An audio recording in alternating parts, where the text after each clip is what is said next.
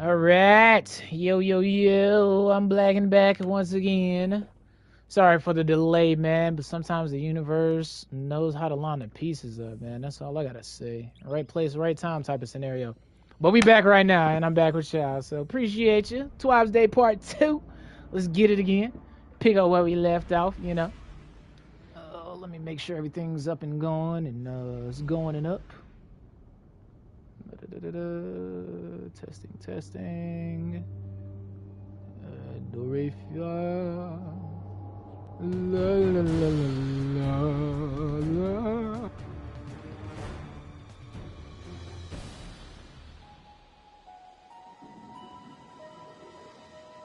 All right, looks like the vocals and everything's here. Okay. Oh man, looks like the Twab is out too. All right. Where were we again?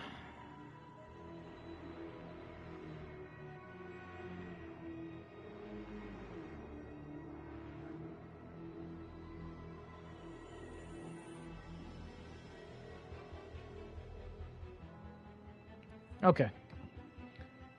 Whew. Oh man. Guess we'll go ahead and buff Lumina. I do want to use this a little bit more today. Get back on my support style. Give me a second. Let me skim through the Twab real quick and we'll pick up. I think the last thing we need to do was talk to Nimbus, right? Last time I checked. Yeah, go see Nimbus. Okay, 21 to 21 is the last part of the mission. Oh man, they had a lot of they got a lot of info right here. Well, the Twab looks big at least. 1 second. Let me skim through.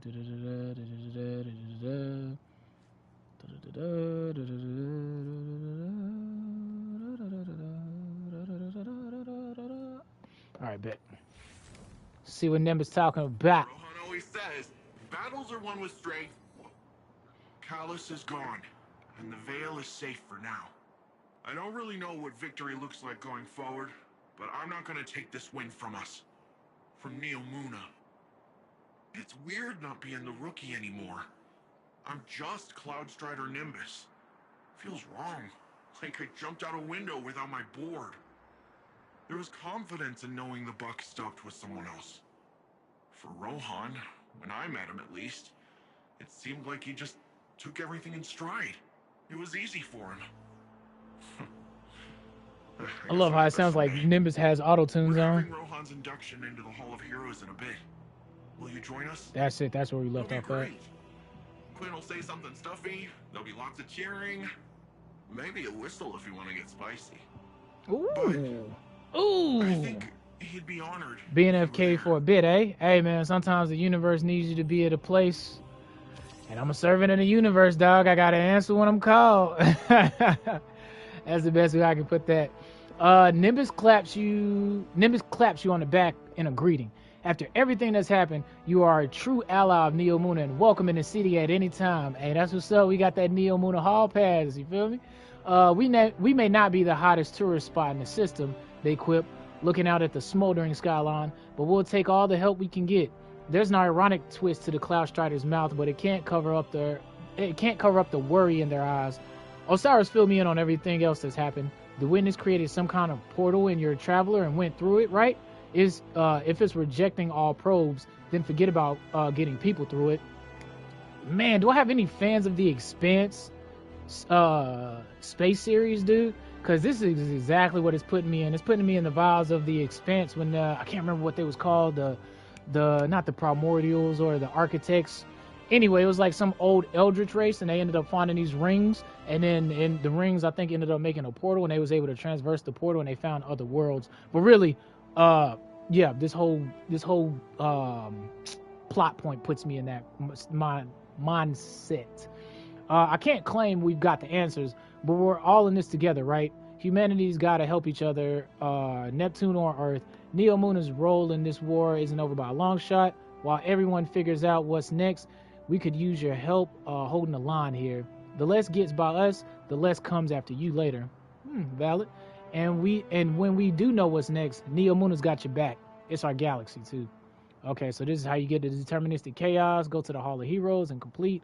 Crowds of holograms are gathering at the Hall of Heroes. It's time for Rohan's core to be included among the memorialized Cloud Striders who came before him. And Nimbus would like your company at the ceremony. Oh, I got you, big dog. Rohan was the homie. All right, so cool. We master Strand. We recover the lost power. We walk among the heroes, and we save the city. I got the keys to the city. Let's see. Master Strand. Create custom builds fueled by aspects and fragments, and continue to grapple with your new relationship with gravity. That's funny. I like cute, Bungie. Recover lost power. Embark on a quest to finish what Rohan started. Continue his research and recover your fallen allies' exotic weapon. Oh, so Rohan was working on that? Huh. Walk among the heroes. Relive the legendary deeds of the past Cloud Striders and earn rewards for restoring the statues that honor Neomuna's greatest heroes. And then save the city. Earn exclusive weaponry as you help the Neomunians push back the assault on the neon-lit chaos of the terminal overload. That's right. We get access to that now. Witness is still out there, Nimbus says. Looking out across the city with uncharacteristic seriousness, but we're not going down without a fight. What we've done here will help us in the days to come, I'm sure of it. Their smile returns in full force and they wink at you. So go on, Guardian. Put some of these shiny, explosive new toys to use. As a reward for completing the legendary campaign, you have received powerful gear to help you in the battles to come. 1770! Nimbus beams as you approach, clapping you on the shoulder. Well. Oh, he been hanging around Drifter too long already. If it isn't the hero of the hour, I gotta say that in a Drifter voice.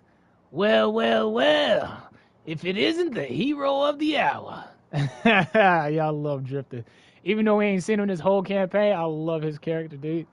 Not even the remaining threats to the city condemn their enthusiasm, it seems. Their smile turns wry as they look out over Neomuna.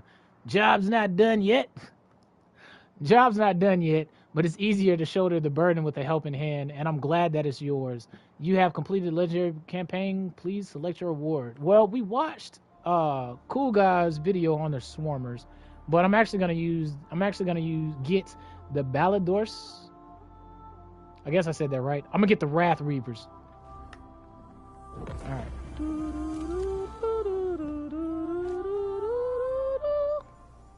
I love that little that fading echo to the song, bro. Yeah, they slapping with the beats. You got your own little light show going, huh? Ready to take on some baddies? Thank you, sir. As a reward for completing the legendary campaign, you have received Strand Meditations to help in the battles to come. All right. Oh, the helmet is way down here? Yo, y'all savage for doing that. I know why y'all did that, because it's so good, but man, y'all savage for doing it. I do wish the, like, bandana or whatever you want to call it was a little bit longer. But I'm in love with that helmet ever since I seen it in the trailer. Yeah, let's go ahead and cop these. Hopefully we get a hand cannon on one of them. Hey, let's get it. Alright, cool. So we'll pick up where we left off and just continue to play a little bit. Actually, I want to watch that Rick Cactus video on how to get the exotic glaive, see if there's anything I can immediately do right now. So give me a second while I go to my mechanics and I watch this video real quick, or at least a little bit of it.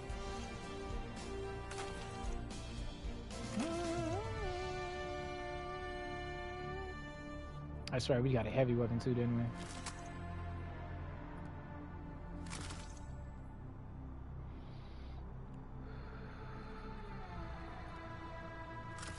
I'm stupid, bro. I literally looked at that and I was like, oh, that's 51. Oh god, I'm already starting off. Okay, cool. Subsistence kill clip. Do I still have Loud Lullaby? I think I deleted it because I seen that we was getting his hand cannon. No, I don't. Oh, okay. Yep, you can go. Tunnel vision kill clip. Sorry. Round robin will serve me better. The exotic gold with Synthos. What? That exotic gold with Synthos? Oh, hey, Glaive, got you. Can you do me a favor? Could you peep that video real quick and tell me? I guess I can watch it myself real quick. I was gonna see what I had to do in order to go get the exotic glaive, but I want to get my hands on that ASAP, like yesterday. Rick Cactus. Yeah, give me a second. I'm gonna watch that. Let me mute the mic. Because if I can do it like right now, I'm about to put everything else on the back burner. 32%, ain't that a travesty? As much as we use that thing, yeah, I'm gonna try to get that done by tomorrow. Okay, where is it at? How to get the winter bite? Oh, actually, Hound just got a quicker one. Let me peep his real quick. I got so much to grind starting tomorrow. Crazy face, yeah, son. Woo! I'm gonna have to get some sleep tonight. Yeah, I gotta get some sleep tonight so I can stream tomorrow. Golly. It'll probably be a chill day tomorrow more than anything. I'll probably just knock off some Crucible. I don't really want to start a new campaign just yet. And when I do, I want to do it with my my hunter, I guess. Okay, give me a second, chat. So before I get into my ranting.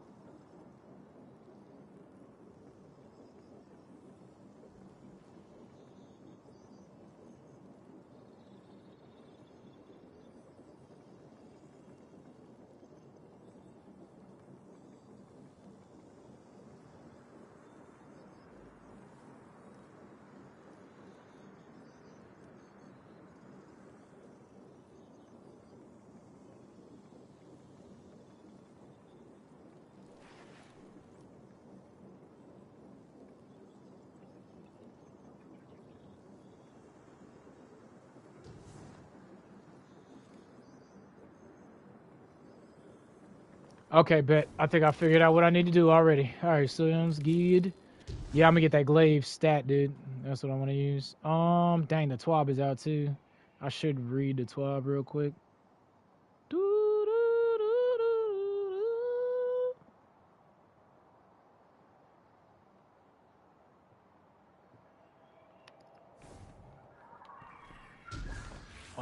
Deterministic chaos.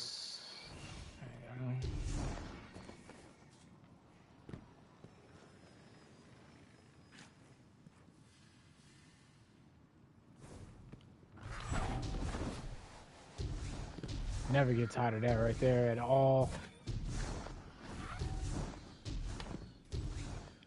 Definitely gonna swap back to stasis and see how hard these gloves hit and the new activity.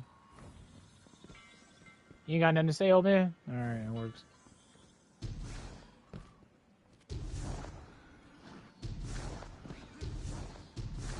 I didn't even realize this door was blocking a door there. What you got to say, Kaido? I wanted to thank you for bringing an end to what was once my father. Oh yeah, the pleasure's mine. We had a moment of respite to celebrate our victory. Oh no. Greater strife lies ahead. Sleep for the wicked. I will prepare the Cabal for the Witness's machinations. Okay. And when it reveals itself, right, I will once more be standing by your side on the battlefield. I'm with it. Dang, man, it's just now sinking in. Callus is dead, bro. We actually finally took Callus out. No more of that maniacal laughter, man. For a villain, he was really lovable. Oh, it's cutscene territory right here. Today, we honor relentless Rohan, his service, his sacrifice.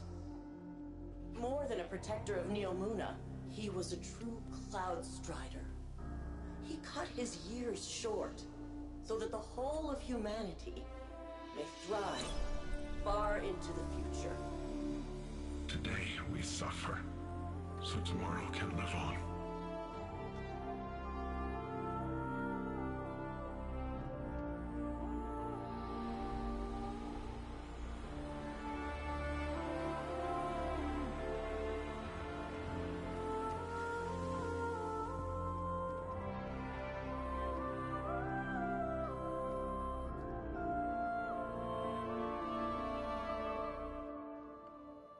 Oh, dang, I thought my guardian was gonna be there and we was gonna give a speech or something.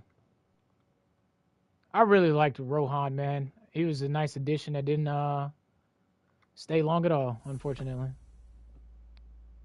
Visit Nimbus to find out why they left Rohan's induction ceremony early. I was curious about that because he did invite us and then be like, yo, I forgot who buddy he said. I know it wasn't Jim, but I'm gonna say Jim. He was like, yo, Jim will be saying some nice stuff, you know. Come on, swing on by. Dang, oh, so all of these are Cloud Strider memorials. Dang, these are broken. What do they do? The Nameless King on y'all? Whoa, wait. 2, 4, 5. 5 are broken. Why are they broken? seems a little bit like sacrilege to me. Love the aesthetics, though. Okay. I've been watching you. Not like in a creepy way. Yeah, that's creepy to I've me. been tracking the war on city sensors. Uh-huh. You seem terrifyingly competent. I mean, you ain't got to justify it now. This is where I'd usually show you around, maybe buy you a drink, but Okay. I got an eensy-weensy crisis. Let me Uh-oh. just... What? No! Do not core dump. Dumb machine. Okay. Why don't you take a look around while I get to a good stopping point? You do what you need, man. Okay, so, remember when you stopped Callus, saved the city, and looked good doing it? When the Witness made that connection after, it rebooted all our Cloud Arc security. I guess the Vex noticed because they busted in here and blew up 5 of my Memorial servers. The audacity, right? Each server is nano-constructed from a Cloud Strider's core drive and filled with all their logs and records. That explains why they were broken. It's not like the Vex are destroyed so randomly. There's got to be a connection. Especially if it's with the Probably on Vex. those wrecked servers. But any data connecting these 5 Striders was in the servers they blew up. Long story short, your buddy Ghost has some sensors I've never seen before. So I thought maybe he could help me scrape the data. Just go take a look at those damaged memorials. See if you can pick up anything. I wonder if this is going to be akin to when we got done with the Witch Queen campaign. You know how we found out about Nepheli's stronghold? I wonder if this has anything to do with what's going to happen in Final Shape, right? Welcome to the Hall of Heroes. Well, this is a mess, Quinn says, indicating the broken memorials behind her. Excuse me. But at least you kept the Veil safely in Neo Muna. You know, it keeps the Cloud Arc running. We'd be lost without it. And on top of that, we haven't even scratched the surface on what it has to say about the darkness. Most immediately urgent is the broken memorials. The battle with Callus brought Cloud Arc security briefly offline, and some anomalous signal patterns were broadcast unsecured, coinciding almost perfectly in timing with the activation of the Veil. The Vex broke in immediately afterward and destroyed 5 specific Cloud Strider memorials before retreating. Clearly a precision strike, but the question is why. Yeah, that does seem very targeted, especially if the Vex are doing it, because the Vex literally ain't got no time to waste. Cloud Strider memorials house all of their personal and professional records for a future generation to study. Okay. Quinn is sure the answer is somewhere in the destroyed files. With any luck, they probably associated with the Veil then, if they did all that. They probably have very strong associations or some insight to glean from them. With any luck, Ghost's advanced sensors can help her pull data from the destroyed memorial servers and get a clearer picture of why the Vex undertook such a risky attack. Go take a look around the hall first, all right? Get a good picture of how this place is in the parts that aren't on fire. Learn a little about Neo Muna that doesn't involve sabotage or explosions. Then you can circle back to the memorials, do some scans, and hopefully blow my socks off with what you and Ghost can pick up. Explore the Hall of Heroes to learn more about Neo Muna and the Cloud Striders representative of the damaged memorials. Okay. Go for the tour. And so the glaive, yeah, Winterbite is here. Visit the archivist. And so we got to restore the memorials. We got to just restore 3 of them. We may work on that off stream depending on how tedious those tasks are. But for now, let's go explore the Hall of Heroes. Oh, you can't Eager's Edge in here? Wow, I didn't know it was that many Cloud Striders. So y'all been leaving legacies behind then, huh? Okay. Do they all look the same? No, they look different, huh? I wonder if every single one is different. It looks like it, doesn't it? Dang. I wonder how much time it took for them to do that. What's the rows looking like? 2, 4, 6, 8, 10, 11. 11 here. Oh, 11 on the edges. Yeah, they definitely look. I don't think any of them repeat so far. That'd be neat if they actually mean something. It is a lot of them though, and I'd imagine those are all intricate as well. Okay, let's go on and explode down here. Welcome, Neo Muna, to the Hall of Heroes, where history lives on in feel like I'm at a Fallout. I feel like I'm going through a Fallout gameplay. No one dies so long as they are remembered. So join me, City Archivist Quinn Legari, No one dies so long as they're about the remembered. great heroes who have made our impossible city a reality.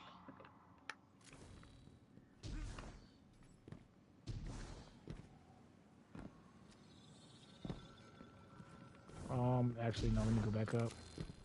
I didn't see that was able to interact with until just now.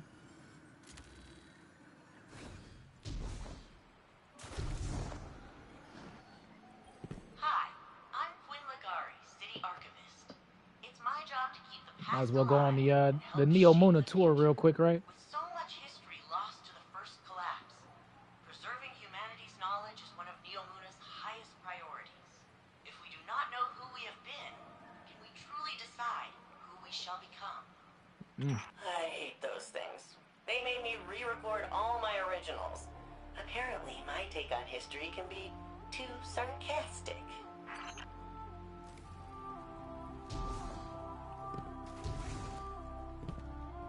Hey, as long as it's entertaining, I don't mind a little bit of sarcasm. Sarcasm makes you think, puts you on different poles. Affinity, awareness. These aren't just the CloudStrider ideals. They are the soul of Neo Muna. Each of the memorials filling this room is a server dedicated to the life of a fallen hero, made from their own augmented systems. Every communication and journal detailing their noble sacrifice is available not only for future CloudStriders to study, but you as well. The truest way to honor our city's champions is by using their experience to improve ourselves. That's so valid. Here in the foyer of arrivals rests noble Rohan. This sacred Oh, this is Rohan's? both the beauty and the grief in a hero's passing. Since lockdown, so much of our city lived vicariously through our champion. So we feel his loss more keenly. Every CloudStrider embraces mortality. But in the lives they saved and deeds recounted, they are timeless. I'm a sucker for a good quote. Rohan was a G, bro. I hate he had to end out so well. I would have loved to see Rohan and Osiris go on a few dummy missions. Each plant thrives in soil enriched by fallen leaves. All they are, from inception to fruit, is an echo of who came before. The plants grown here in the Hall of Heroes are all reclaimed species, extinct on Earth and restored on Neo Muna. They are memories of a lost homeworld, returned to life thanks to the safety and prosperity our champions provide.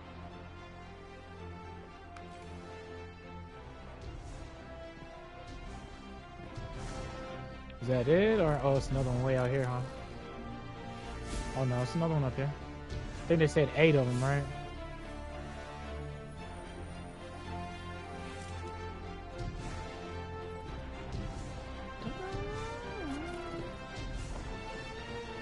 Every drop that falls eventually reaches its end. If the river continues on, that lone drop is simply a shape the river takes for a time. The water within rejoins the flow and continues on.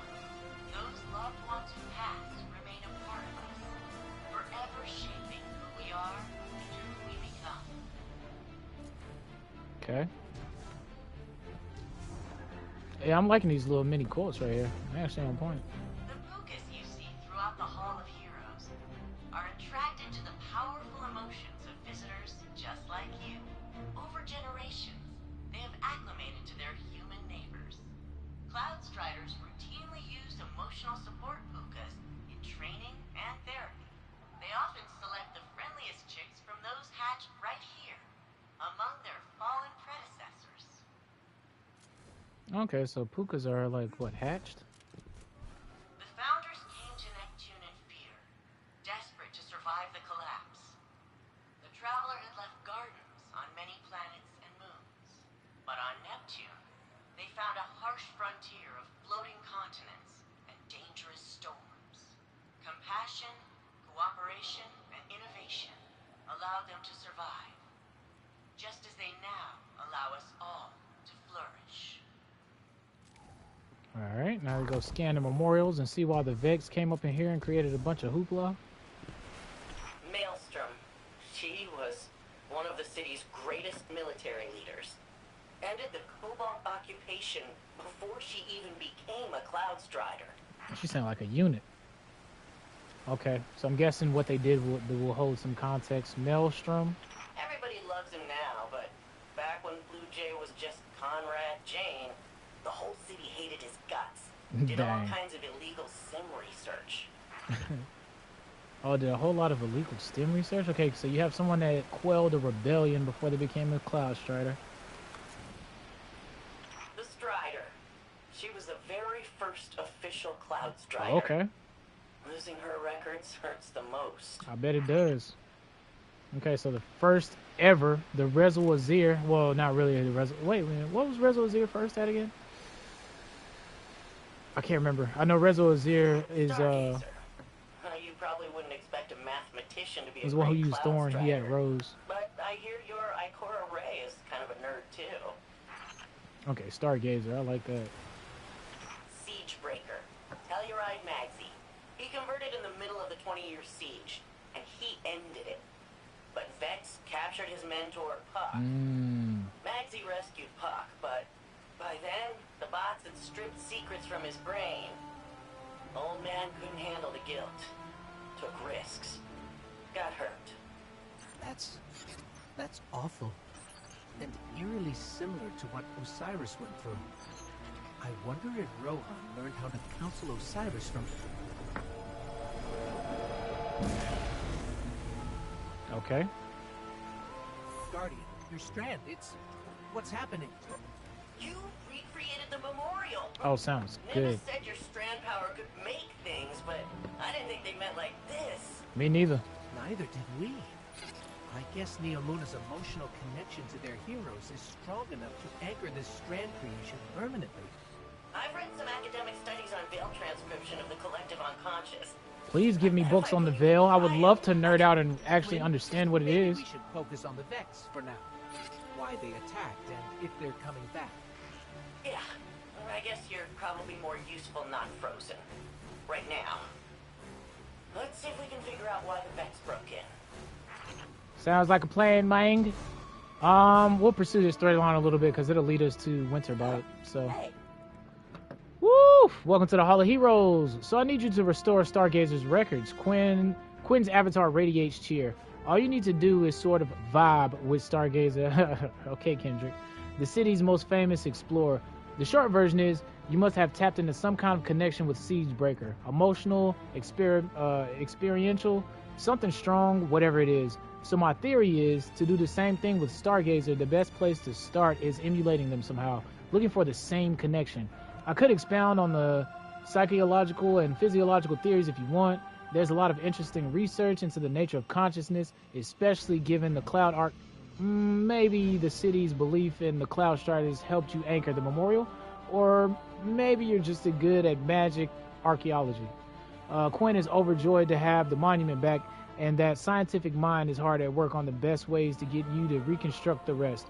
Between your strand capabilities and her historic knowledge, she's pretty clearly hoping you'll be able to restore all of the lost records. There's a whole city invested in the history of the heroes, after all, and ideally, in the process, you can solve the mystery of the Vex attack. built a data crawler app to scour Siegebreaker's database for mentions of the other 4 Cloud Striders targeted in that Vex attack. He references Stargazer and some kind of secret number crunching algorithm. No context. So I need you to restore Stargazer's records. All you need to do is sort of vibe with Stargazer, the city's most famous explorer. Please don't kill my vibe. Stargazer. Quinn believes your strand powers can restore the destroyed memorials of Neomuna's heroes by finding connection with those previous Cloud Striders, perhaps based on their unique places in Neomunian history. Stargazer, originally a mathematician named Lemonackley, was an explorer. Their legacy revolves around witnessing grand events and recovering lost treasure. Engage in terminal overload activities to begin bonding with this legacy. Loot the terminal, overload reward chest at the end of an activity. Stargazer. Okay, so we got 6 steps to do. There's no obstacle like defending Neo Muna from the Vex and Shadow Legion all at once. Complete terminal overload and loot the reward chest at the end. Did I beat it? Yeah, I beat it. Callus put me in the dirt. What was it, about 31 times? It took me a good, pretty much most of the old stream. I had to go, the universe was calling me, so I had to end the old stream. But yeah, I finally did beat it. And shout outs to you, Reforged, because you put me on Strand, and it actually made the whole encounter easier because I was doing more damage overall. I had to just take my time and casually swing through things and not lean headlong in the Strand. But the way they designed that boss arena and everything was on point. I'm so surprised we actually killed Callus, bro. I did not think that was, I thought Callus was gonna be laughing all the way to the final shape, but nah, man, we put him in the dirt. I'm actually surprised, bro. But yeah, pretty good overall. I think. So I guess this is a good time to talk about it, right? And then we can go into the TWAB. Initial first impressions of the campaign. It's not, let's see, because I want to say this properly. This is first impression anyway, so I'm gonna just tangent wing it. See, the end paid off really well, but it feels like it took so long to slow cook it to get to that point. Like, it feels like it was in a crock pot. And I don't know, man. Give me 1 second. Reforged said, good shit. And I told you, man. Yeah, you sure did, fam. You really did. Told you. So this is the second veil. Vex had one in the Black Garden. Okay. I'm waiting for your message to pop up so I can finish reading the rest of it. All right, yeah. That is one thing that I do want to dive into, Reforged. I'm going to take my time and figure out if I can find some veil lore, or if Marlin Games or My Name is Bife drops any lore videos on the Veil. But I'm gonna nerd out all about the Veil and try to wrap my mind around the whole context of it and everything. But back to the campaign.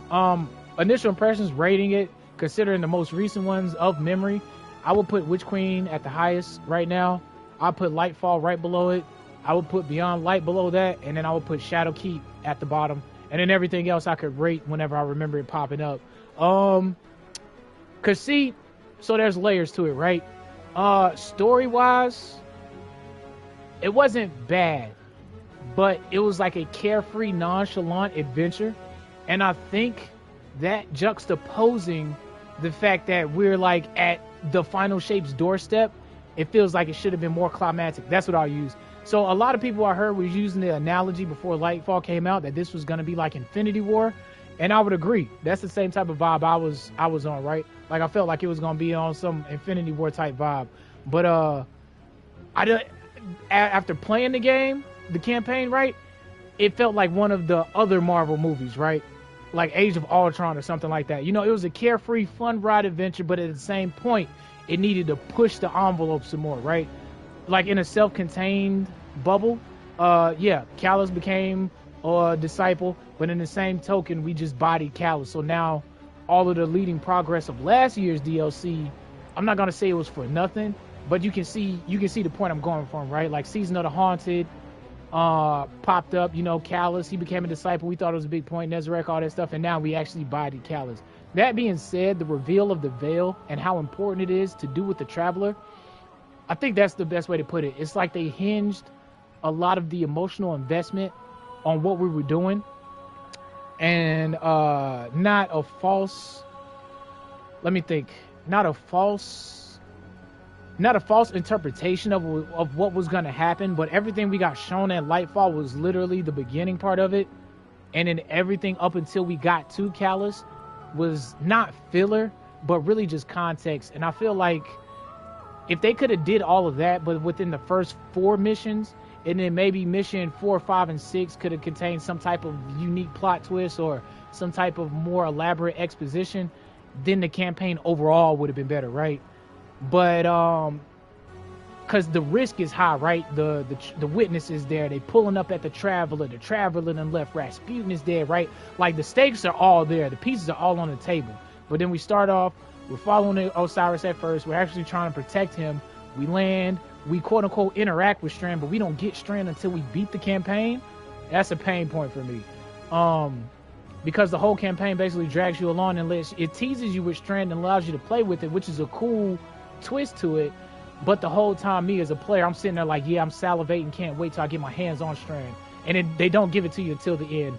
Maybe mission 4 or 5, they could have gave it to us and made the whole interaction smoother. But I guess this is the story they wanted to tell. And so my main point that I want to make is that you got to crack a couple eggs in order to make the cake, right? And so, like, narratively, it pushed the bar some. And if this was a different sort of media, like an episode, right, like The Last of Us or something like that, then I could see it covering over 2 or 3 episodes and it being fine. But from a gameplay campaign perspective, yeah, I can see why people said they didn't like it as much as Witch Queen and when it was drawn out. Because when you compare it to Witch Queen in that context, yeah, Witch Queen was fire, bro. Because think about all the information they threw at you, think about what you were doing and stuff. It was a lot of fetch quest things, but at the same time, we learned a whole bunch of stuff versus the time frame that we covered here. So yeah, that's how I would rate it. I would rate it right below Witch Queen, not right below Witch Queen, a little bit tiers below, but definitely above Shadowkeep for sure, and Beyond Light so far. But yeah, those are my initial impressions on it so far. It's not totally horrible. I liked it. Rohan, I really wish Rohan would have been able to stick around for a little bit longer. I would love to see him interact with a few of our other Guardians. I really love Nemesis's character and how carefree they are. I would actually replace my ghost attitude with Nemesis attitude. Like if our ghost had Nemesis attitude the whole time, bro, imagine how fire the campaign would be. Like that type of banter back and forth. But Ghost is like just bland, bro. You know, I'm like, his name isn't even, it's just Ghost. But I mean, that's how they want to tell the story. But yeah. Overall, thinking about it, and another thing that really gets me is like, maybe if I had more context on the Veil, I wouldn't feel this way. But it's like they hyped the Veil up to be something so elaborate, and then until we got to the Veil, we didn't even really know what it was. And even still, I don't know what the Veil is. So I don't know. Maybe I just wasn't paying attention and I missed something. But I think having that context or putting a few missions into explaining what the Veil was and its potency and why we're trying to keep it away from the Witness, it would have made the campaign overall a lot cohesive isn't the right word, but it's the word that I'll use. You know what I mean? It just feels like the beginning of it started off hot, and then missions 2 through how many ever, up until we got to the final 2 missions, they were mid-tier the whole way through. Yeah, it's like we started off racing hot, and then we just hit it on autopilot until we got to Callus, and then when it got back to Callus, it just shot right back up. So, but we'll see how the rest of the campaign fleshes out. I'm seeing now on the TWAB, I'm seeing some seeing that Bungie actually is probably gonna release the rest of these. I'll read your quote in just a second. You said the Witness gonna catch a fat L. I assume I have not gotten a DLC yet. I think they are, but like I said, I think this is more of a filler point that they. Like I said, this is a climax point that needed to happen in order for the story they're gonna tell to be better. Now, this is what I will say. We haven't played the raid yet. If the raid, ironically, connects to the story, which every raid does connect to the story, right? But what I mean in that context is that most of the raids are red herrings. We don't know what we're getting into until we get into the raid, right? And then it's like, yo, I would have never seen that coming. So, because think of what was the last raid? Think of Val, right? We didn't know what to expect with Val. We pull up, Roke is whispering to us. We pull up at the final boss. Yo, Roke come out the cocoon like a bat, you know, upside down with his top hat, straight kicking us, full sending Taekwondo Harong style, right? That was totally unexpected, but it had to do with Witch Queen, and it gave more context, right? Savathun pushed Roke in the pyramid ship over there. Once she gained the light, she secluded him there, you know what I'm saying? Roke was all on the upended, you know? So, like, that fleshed out the campaign immensely, you know? So, that's where Witch Queen definitely got high props on. So, I say all that to say, if this raid does the same thing and it leans into the theme of this lore and is extremely connected to the story, I can see this getting more marks. Which is why this is my first impression, right? I like to put things into perspective and have the context and the nuance wrapped around it. I don't think it was a bad one. If I had to rate it off the top of my head, 1 through 10, 7.5, give or take a little bit higher. I liked it more than Beyond Light, but Witch Queen just hit so hard though. But you got to keep in mind the build up that Witch Queen had, right? ever since we knew about the Book of Sorrows, Savathun has been present in our minds. So, you know, it built up, and even then, I think Savathun's coming back eventually because the way they played Witch Queen, right? We retrieved her body. Amaru hit ghost mode on us. Amaru hit ghost mode on us. You know what I'm saying? So, like, I think that's a plot point they're waiting to pounce on us at any time in the future. Whether she'll be on our side or against us, interesting. I'm leaning more on the lane of she'll be on our side, but more for her best interest. But the reason I do say that Savathun will be associated with us is because she broke away from the witness. So unless this is all part of her deceptive plan to really win over the witness or help the witness, then she's against the witness, right? So the enemy of our enemy is our friend type deal. And also, think back a few years. We didn't have any Elixni. We didn't have any Cabal at the tower. Look at us now, right? You got Kabab and Kabili standing right by Banshee. You got a couple of Elixni with Glaives standing at the bazaar. You know what I'm saying? So we're building entourages. We're building a coalition. We're building alliances. And so the only thing left to form an alliance with is the Hive. And the way I see that happening is through Savathun. If she comes back and she's like, hey, you know, enemy of my enemy is my friend type deal. But that's where I'm at in that headspace type deal. But in order to get there, we have to break a couple eggs, right? So, yeah. But, okay, let me go back to those. Let's see. He said Witness gonna catch a fit L, I assume. I have not gotten the DLCs yet. And then Roke said, Roke got them Instagram model legs. Yo, Wolf, you stupid, but you so right, yo. He got them hardcore calf muscles, you know. He put it, he been training with her wrong, and he got the new Tekken. Wolf said, a Hive Alliance would be interesting. Right? And, you know, I'm really, because from a story perspective, I can see that happening. Because, like I just said, how they laid all the pieces up, Savathun will eventually probably come back, right? We retrieved her body. She has a ghost. So she's not like, it's not like we disintegrated her. But at the same time, how we go about getting that alliance, right? It needs to be told on a proper way, because if not, then it's just gonna feel like an old cheesy plot point, you see? But a Hive Alliance, I could definitely see it popping off, right? They're light bearers, you know what I'm saying? So yeah, I could definitely see that going down. Ooh, I just thought about that. Think of how we'd be on the battlefield popping off with a knight on the side, he popping his Blade Barrage super. We over here using Strand. So yeah, I can see it. I can see it. Which is why I would really love to see some type of anime-esque manga style Destiny. Man, if somebody puts me on some Destiny manga, bro, I'd be addicted. That's just gold. Because it's nothing like reading manga and using your imagination. But nonetheless, let's see.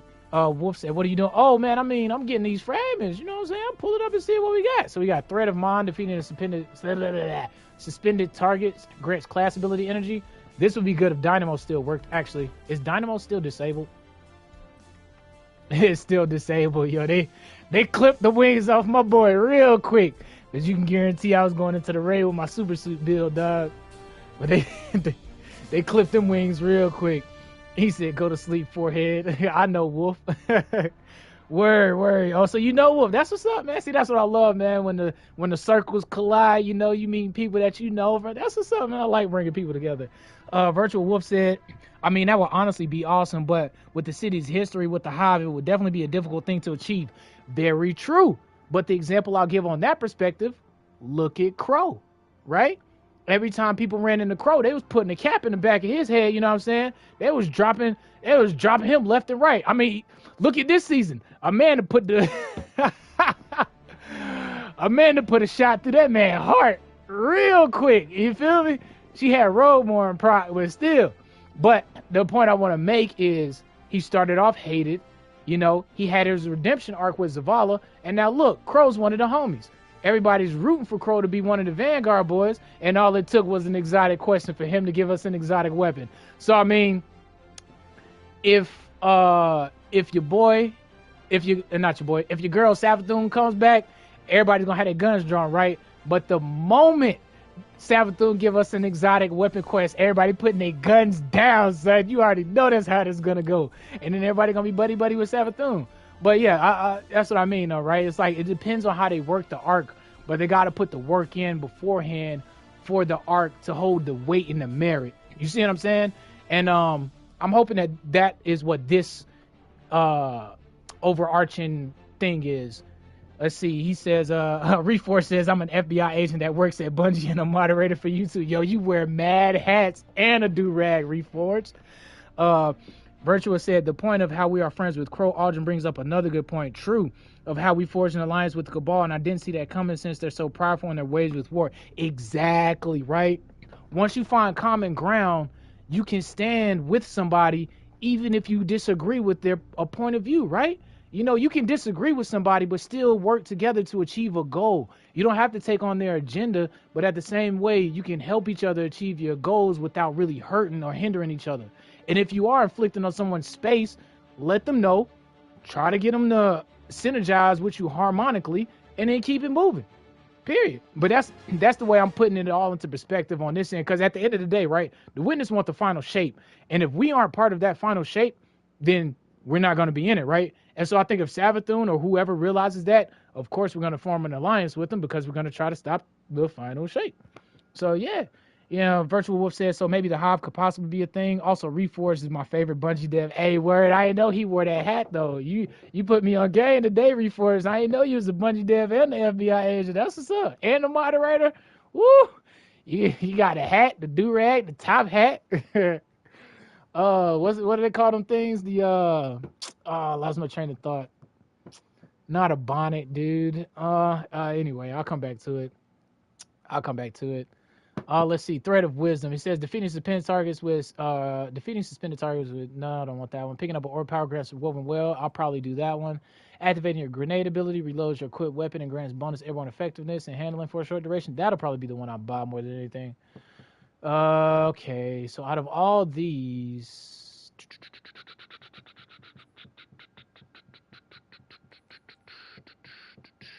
I guess we'll go with this one. Let's see. Virtual Wolf said, if Savathun comes back, her trickery will be extremely useful as asset, especially with backstabbing the witness. Very true, because she did backstab the witness at the beginning of our initial collapse. And I find that very interesting to know that the Bungie devs wrote that in, right? Like that, right? Like, so from our perspective, the collapse came and we was like, oh no, everybody died, and then boom, that happened, and the Traveler did his thing, and now we got Ghost, and then we was who we was. So the whole time we've been thinking Savathun been against us, but with that little bit of knowledge, imagine if we knew that Savathun helped the collapse go the way it did in our initial encounter with her. We would have approached it differently, right? At least I would have. So yeah, context and nuance is key. The more you have, man, the better you can make a decision and stuff, which is why I love gathering those little tidbits of information and everything. And I guess it's also why I'm so frustrated about the Veil, man, because like they made a big thing about it, but I still don't know exactly what it is and diving into it. So I guess I'm just gonna have to wait for Marlin Games or My Name in Bife to elaborate on those details. But yeah, man, it's extremely interesting. I really love the lore and the space of Destiny, because I like how they take the sci-fi element and how the natural properties of what we deal with, right? And they tell them weave a pretty intricate story. And I'm looking forward to seeing what Sony does with it too, from a media perspective. I think it'll be really well if it's executed properly, because in a game perspective, you know, they have to follow a certain line because of limits, right? I mean, that's with anything though, but they have to make a game in a certain amount of time, and they have to tell a story in a certain amount of seasons, and they have to make gameplay to supplement it. So, you know, there's limitations there that can't happen in a show, and vice versa. There's limitations in a show that you can't see, like a 6-man raid, right? Like, imagine a 6-man raid on that type of Bob, right? Like on a TV show level, like how they did The Last of Us, bro. Not like Halo. Stay far away from Halo. Actually, watch Halo and take notes, and then make Destiny or how not to make it like a Halo. But you see what I'm saying, though? Like, I would love to see a Nightfall scenario, bro. And you know the community will go crazy once we recognize certain weapons that the media guardians are using. But they can also provide exposition on lore that has honestly been a pain point since the beginning of the game. Like, I love how they did the Grimoire cards, but I hate that you had to go out of the game to get them. But the way they did the Grimoire cards created this Dark Souls type of sense of lore, right? Like, the ones who really knew the lore, and the ones who didn't, the speculation was intense. Just like about Rasputin and shooting the Traveler down. You know what I'm saying? Like, everybody was speculating into it until we actually figured out and learned it. But the reason we were speculating is because the information we had from the lore cards and the information we didn't have. So, you know, there's pros and cons to the different types of media you tell. I just hope that whatever Sony does now that they messing with Bungie, man, I hope they knock it out the park, man. I'm rooting for them. Let's see, I missed a few. He says, thinking about it, we are friends with the Cabal, the Fallen, and the ex-leader of the Scorn. So the last city's real secret weapon is friendship. True. Friend game is the end game. That's what's gonna beat the Witness. I honestly think that will, though, because thinking about it in philosophical big brain terms, right? You have the final shape, which is what the Witness is trying to achieve. And then you have all of us, which are theoretically different shapes. You feel me? You got the Guardian, you got the Cabal, you got the Hob, right? Everything is in its different form or shape. The Witness is trying to make one final piece. And so, ironically, just how like we was the pivotal piece to unlock the veil, we just might be the same piece to require the final shape.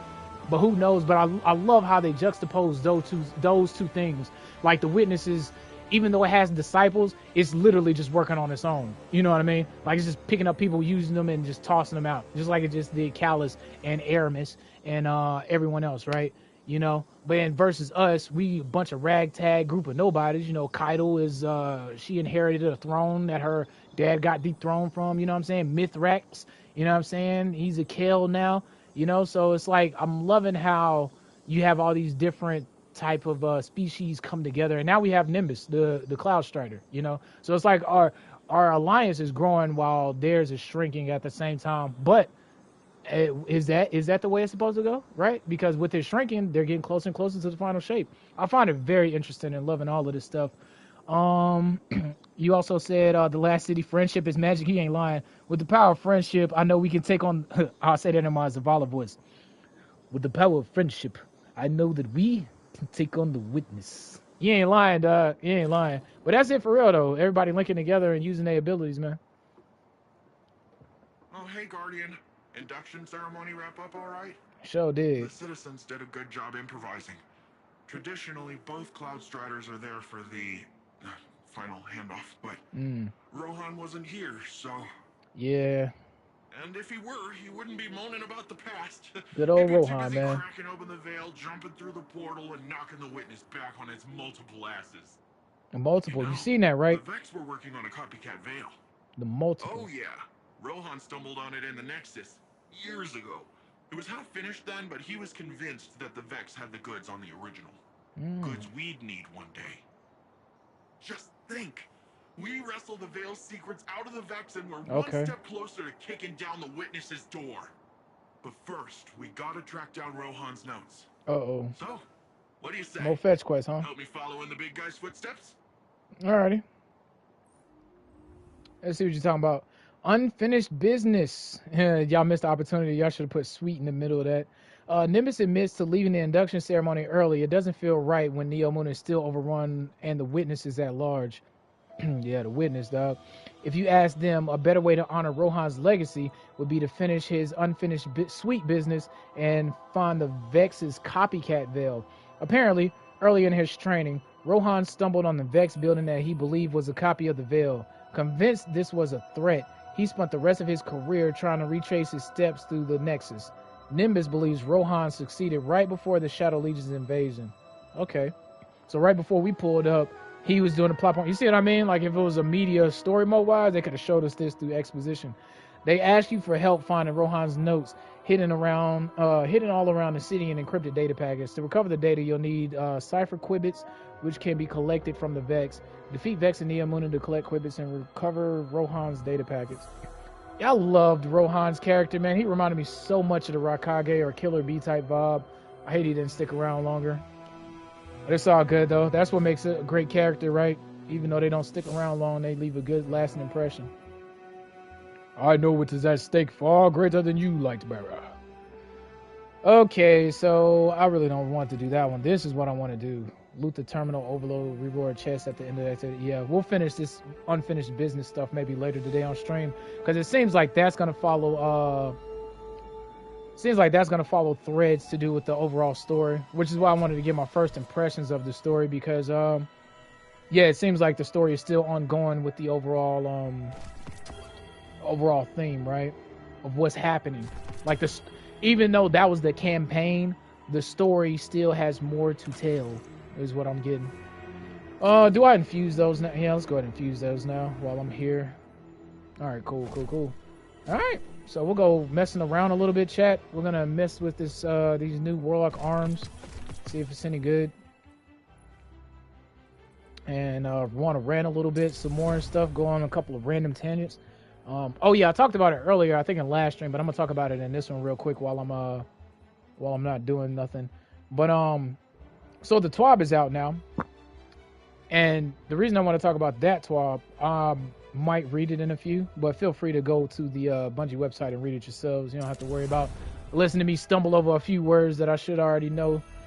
But in all the flurry of information that Bungie dropped on us before the DLC that is Lightfall, they did mention, right? They mentioned that rewind rounds is gonna work on non-Vault of Glass weapons. And you're like, oh yeah, Dread, I remember that. Yeah, you remember that, right? The thing is, the nerd that I am, I went and looked over every single weapon, and I was looking for rewind rounds, and guess what? There's no weapon currently in Lightfall's DLC that has rewind rounds. And you're like, dang, Dread, that's strange. Yeah, no, man, it's real strange. So I had to put on my Warlock Holmes thinking cap, and this is what I came up with. So if you look in this section right here, right, you can obviously see that redacted, you know what I'm saying? And then right here, we have redacted. And then right here, we have redacted, you know, and my favorite, redacted. But seriously though, there's a lot of unknown weapons. And so deduction leads me to believe that these are indeed the raid weapons. And I wrote down every one that was. There's an auto rifle, there's a sidearm, shotgun, trace rifle, heavy grenade launcher, linear fusion rifle, which I'm speculating is a 3-round burst, and we have an exotic kinetic weapon, right? Which is also redacted.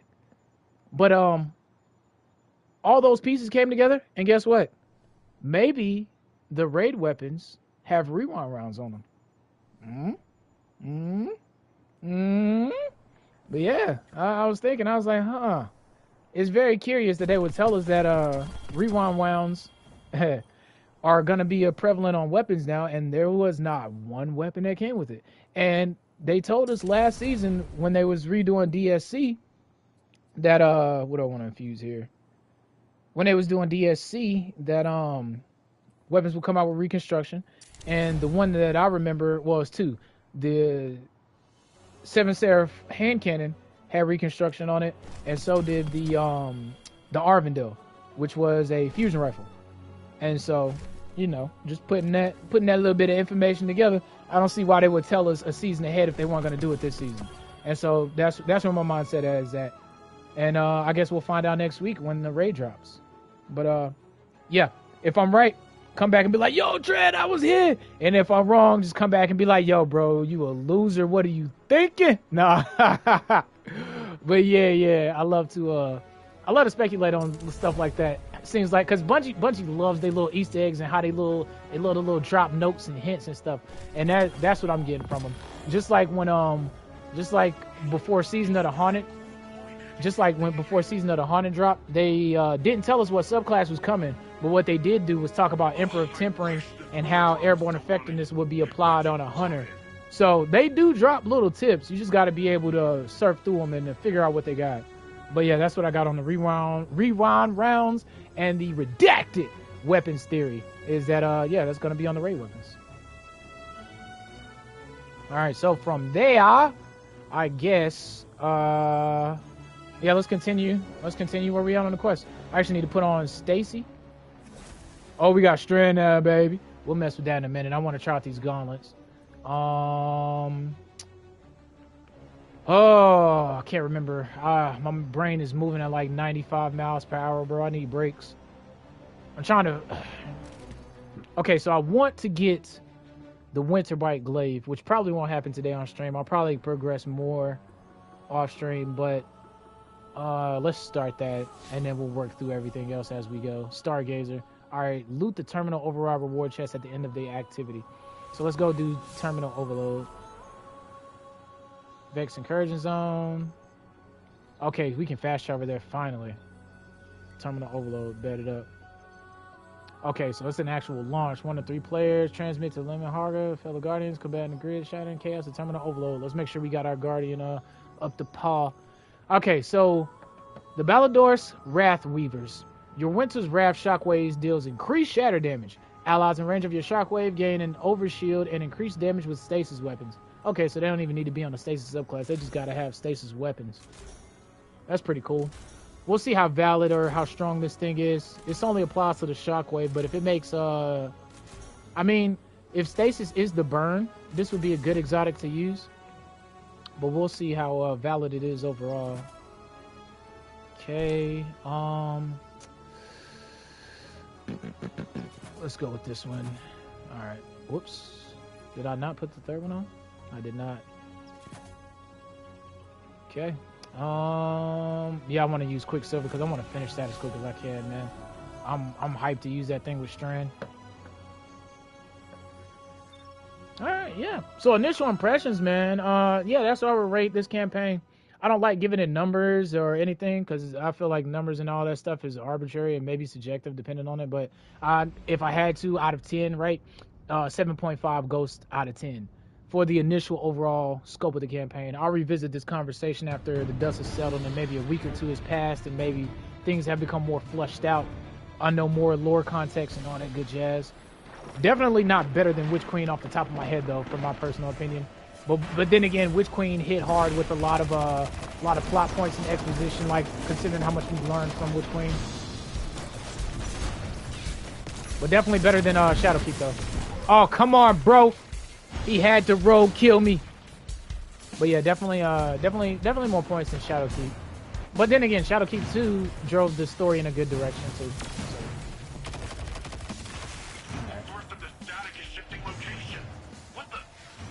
Might as well start doing these too. Are you sure? Because I just might think about letting them take it. Probably switch our heavy too.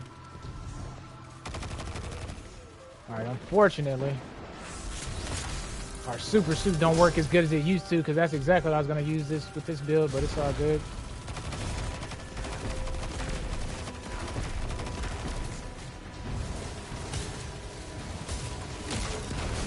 Go, good old Quicksilver, man. Can't wait till I make them tangles. Cool thing is you're going to be able to make them on any subclass. Nice, got the Cypher Quibbit. Bring my super juice. That's a good sub. Somebody making some orbs. I want those. Go ahead. Let me get that. Get that! I got any fans of anime or manga in here, man? Drop some of y'all favorite animes and manga in chat. Curious to see what everybody's taste is looking like. I'm not a super duper connoisseur, but I do have a couple of my favorites, man.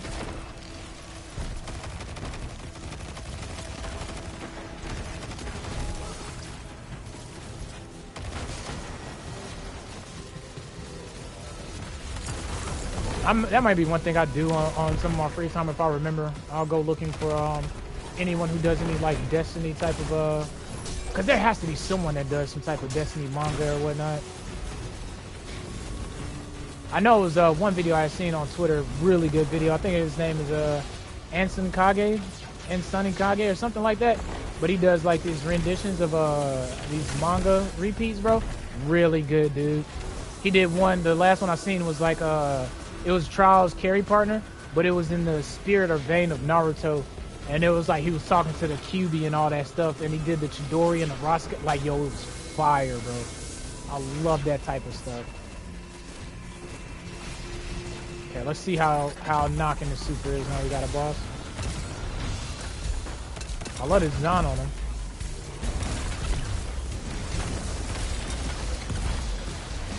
Okay, 4137. Curious to see what the initial damage is like.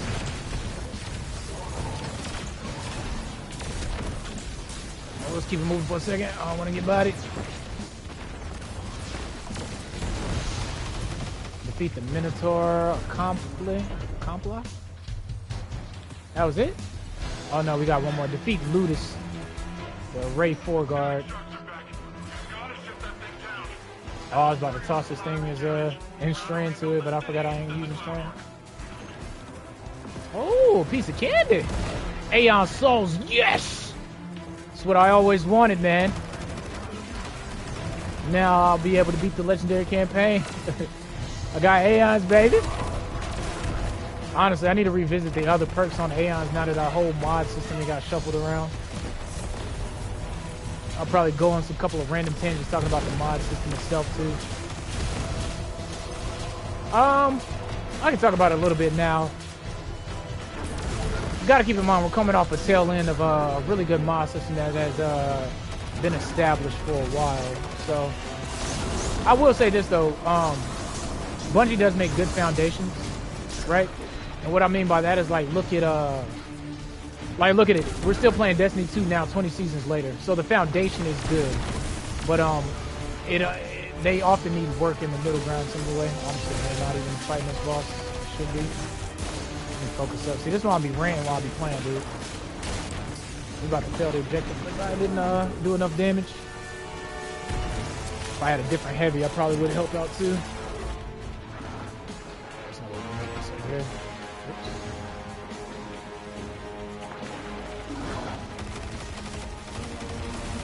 Yeah, there's no way.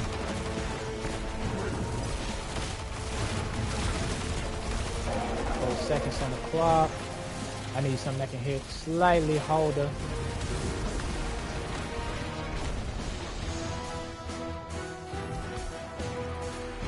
Destroy anchors to further destabilize the array. Thought I had Eagle's Edge sword out.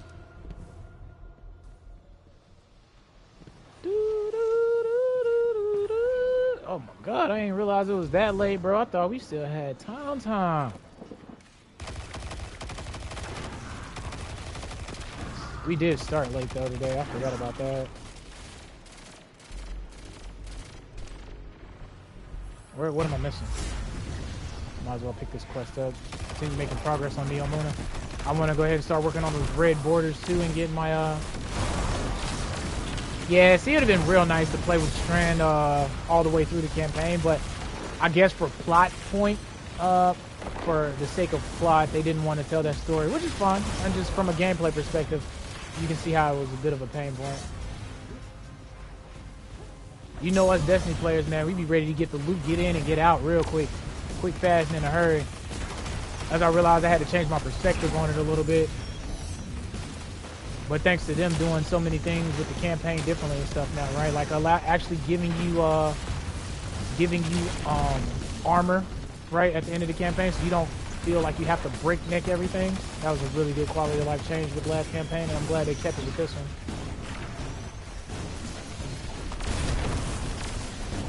That allows you to do like how I wanted to do, relax, chew on the campaign here, take a break, go run some activities there, come back, and then I'm still not gonna be behind during the day one raid. Let's see what happens when you push it to the limit.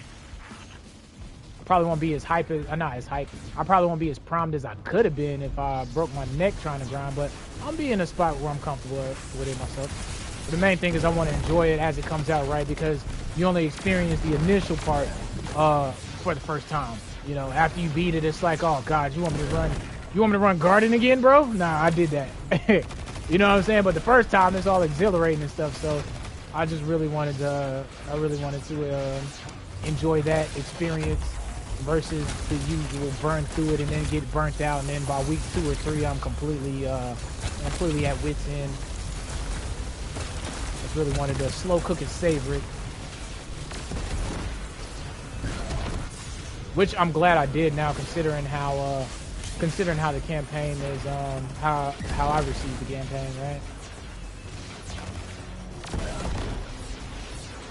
Can you get off me? Which makes me wonder. I wonder how good the raid's gonna be, bro. I hope we have three bosses. Cause what about? Yeah, cause Val had 2 bosses, so I hope we have 3 boss encounters in the raid, dude.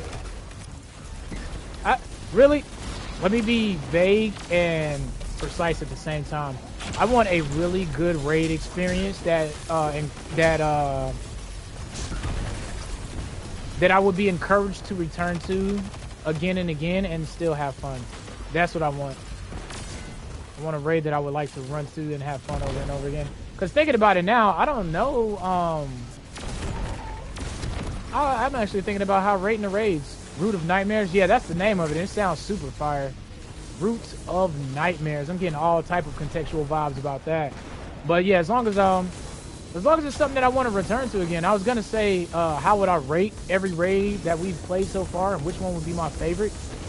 I have to look at them in order to do that. Oh, imagine the LFG post right now. That is it. That is the LFG post right there. Ron, fresh Ron run. Yo, Ron run. That's gonna be my post, bro. Chill Ron run, no mic. But let me think, bro.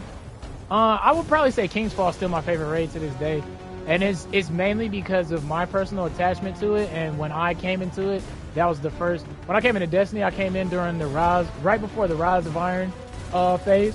I was there at launch, but I didn't stick with Destiny. But I did go to the Destiny launch, and I chilled with it for a few days. But at that time, I was more of a Call of Duty fanboy. Fast forward. Black Ops 3 had Warner's Course. I got tired of running the Easter eggs, so I decided to give Destiny a try. Started off with the free-to-play version. Not free-to-play version. I started off with the non-DLC version. 2 days later, I bought the DLC, and I was hooked ever since. Did my first raid, LFG'd. Really great mentor, dude. He taught us the ropes, man, and he really taught me the same philosophy that I hold to this day when teaching people to raid, bro. Just be patient, and if someone's willing to learn, teach them. If someone's a jerk, call them out and kick them out if you can, dude. But always try to find somewhere that you can. Always try to find some ground that you can work together with somebody.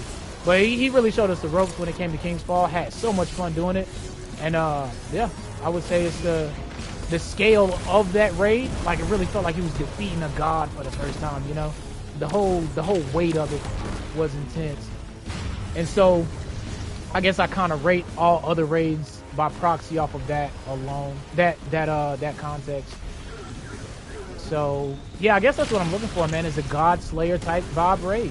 Something that where the stakes are high, you know, but at the same time, it's not a gimmick boss, right?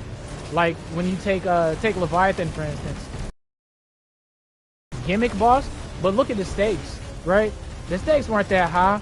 Callus was just laughing the whole time. I still feel like Callus was playing.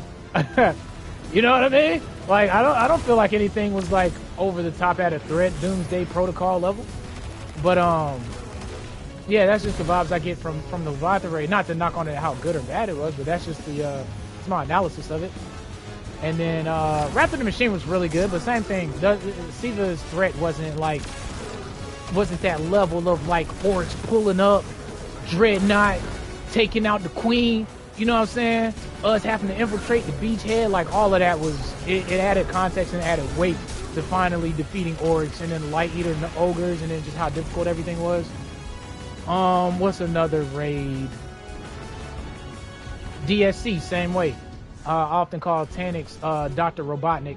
Because the way he pull up on the shanks, but you know what I mean? The threat level's not that high. Good raid though. Really like the overall aesthetics of it and the encounters of it. Really love it. But yeah, still would knock it below King's Fall.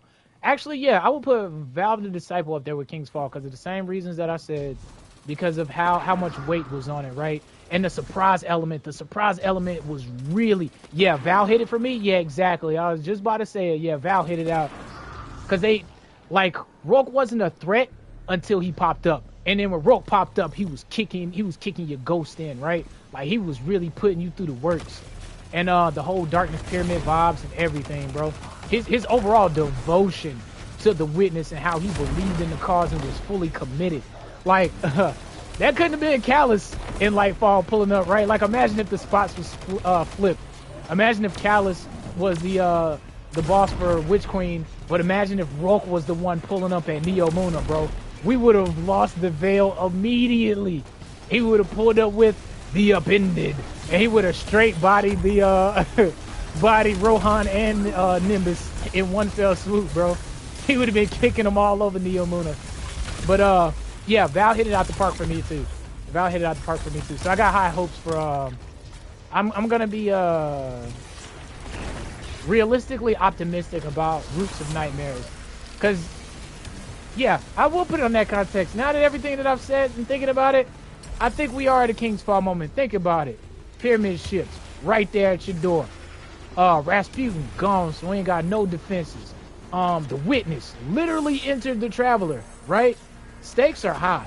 We don't know where things are going. So maybe they did put a lot of the story potential investment up until next week's moment. We'll know next week, but yeah. We may be at a King's Fall moment, for real, for real. It is actually mirroring that a lot, because think about it, when the Dreadnought pulled up, it did that one devastating attack. Crow was like, oh, Mayday, Mayday! His sister got straight bodied with the Techians, right? Yeah, actually, Mara had to go into a throne world. Mara had to pull a Uno wild card and infiltrate the throne world in order to survive. I mean, granted, that was her plan from begin with. We was in the dark, but you know what I mean? Like, all of that had to happen in order for, that's what I mean by the weight of the story and everything, right? We haven't had a big King's Fall moment up until now. Let's see, Mr. Coolju said maybe the raid's gonna carry a lot of weight in regards to the story. I think it will. I think it will. Especially with the name, too. Roots of Nightmares. Ooh, the name alone is giving me in-game vibes, bro. So, yeah. We'll see how initial impressions are influenced after we get access to the raid. Ron run fresh. I can't wait to make my post, dude. Ron run fresh, no mic. What am I gonna post for our first run of Ron on LFG on raid day, bro? Chill Ron run. It's a marathon, not a sprint. Oh man, going for flawless Ron. Bring your Crocs. Ron run, Crocs only. Yeah, I'm gonna have fun making an LFG post, dude. I swear. And I'm like, who is this, and why does he want Crocs? What is Crocs, the DPS meta? It's the... Okay, you can actually break that. I thought I was gonna have to go make a tangle again. Run, yeah. run, yes sir.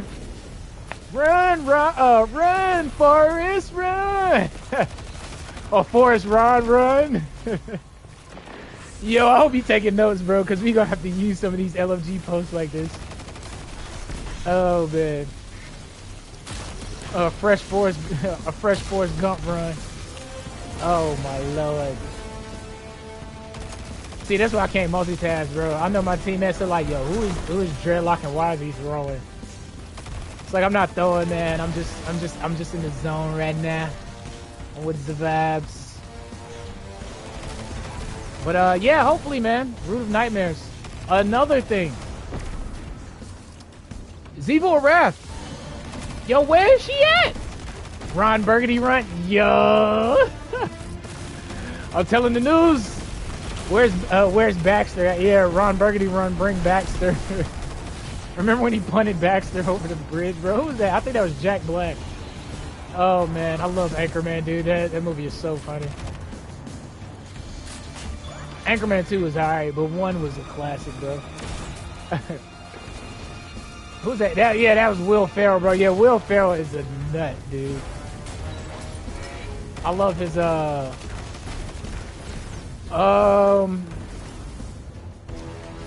I can't remember. Yeah, he booted the F out of that dog. Yeah, bro. He punted them all over the bridge, bro. He was like, well, what do you love? He was like, well, I love, I don't remember the exact things he quoted. He was like, well, I love football and coffee and my dog Baxter here. He was like, oh, yeah? Well, then this is happening. Yo, he straight punted my man's clean off the edge, yo. Oh, man. And Baxter was like, woo! We got the Taken Queen and the Holy Tribunal.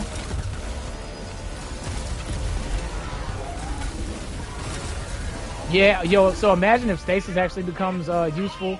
And poor Baxter, he ain't lying.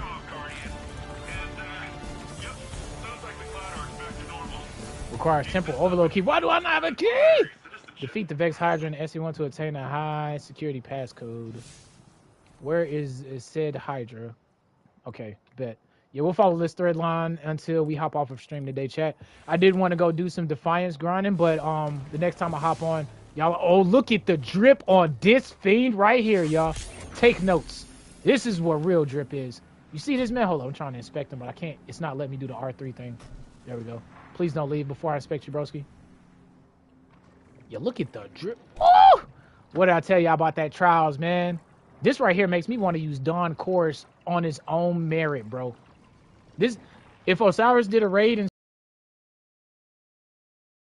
rocking is this right here. Look at that. That is just so majestic and on point. He got the feathers and everything too. And then he got the whole unit rocking with he got the whole unit rocking with the Trials of Osiris glow, and he got the elemental flame vibe on the bottom. Yeah, that's that drip right there. Okay. All right, taking Queen. It was nice. What do we gotta go? We gotta go see the homie. That's right. What is this? Weekly mission? Okay, that's the weekly mission. So we'll do all of that stuff later. We'll pinnacle grind, maybe off stream. I just wanted to make sure I captured most, if not all, of the story, so I could come back and reflect on it later. I think it's always nice to get the initial impressions of something, and then when you have more context on it, it's always nice to revisit it. You know, like, imagine the first time you learned about a sport that you now fallen in love with, and you know every single nuance about it, right? It had a certain magic to it when you didn't know all the rules and the laws of the game. And then the joy of learning those rules and how to apply said knowledge and experience is pretty nice. So I love working through those motions itself. Because like I said, it's not like, right? Like, there's no wrong sort of feedback, you know? If you didn't like the story, you didn't like the story. If you thought something was better, it's better. If you thought Curse of Osiris is the best there is, I'm not gonna knock your opinion. I'm just gonna voice mine and form my own. Coming to you live.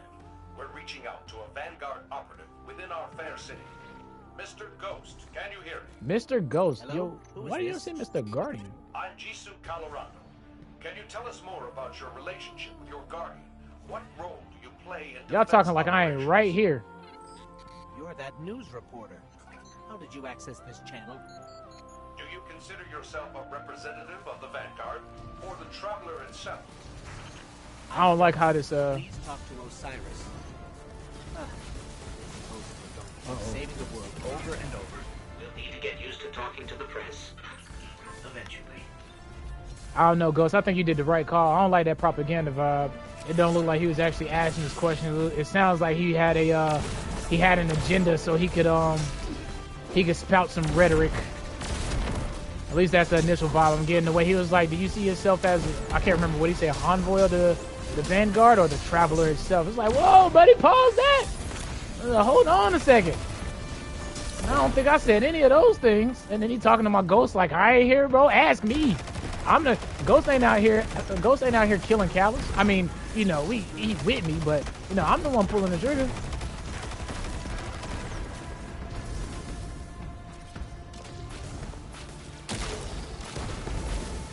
I will say, sound team, as always, knocked it out of the park. I'm gonna go look up this OST as soon as I get off and make sure I get the name of this track.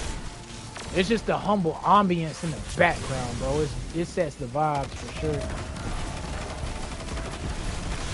I guess that's another reason why Shadowkeep has low marks in my regard as far as like overall gameplay. Like story, Shadowkeep was on point because we found out about the pyramid, but everything else I definitely say was not lackluster, but it's one of the lower expansions in my opinion. But it didn't have any like amazing music for me either, except for Garden of Salvation second phase. Garden of Salvation second phase slaps.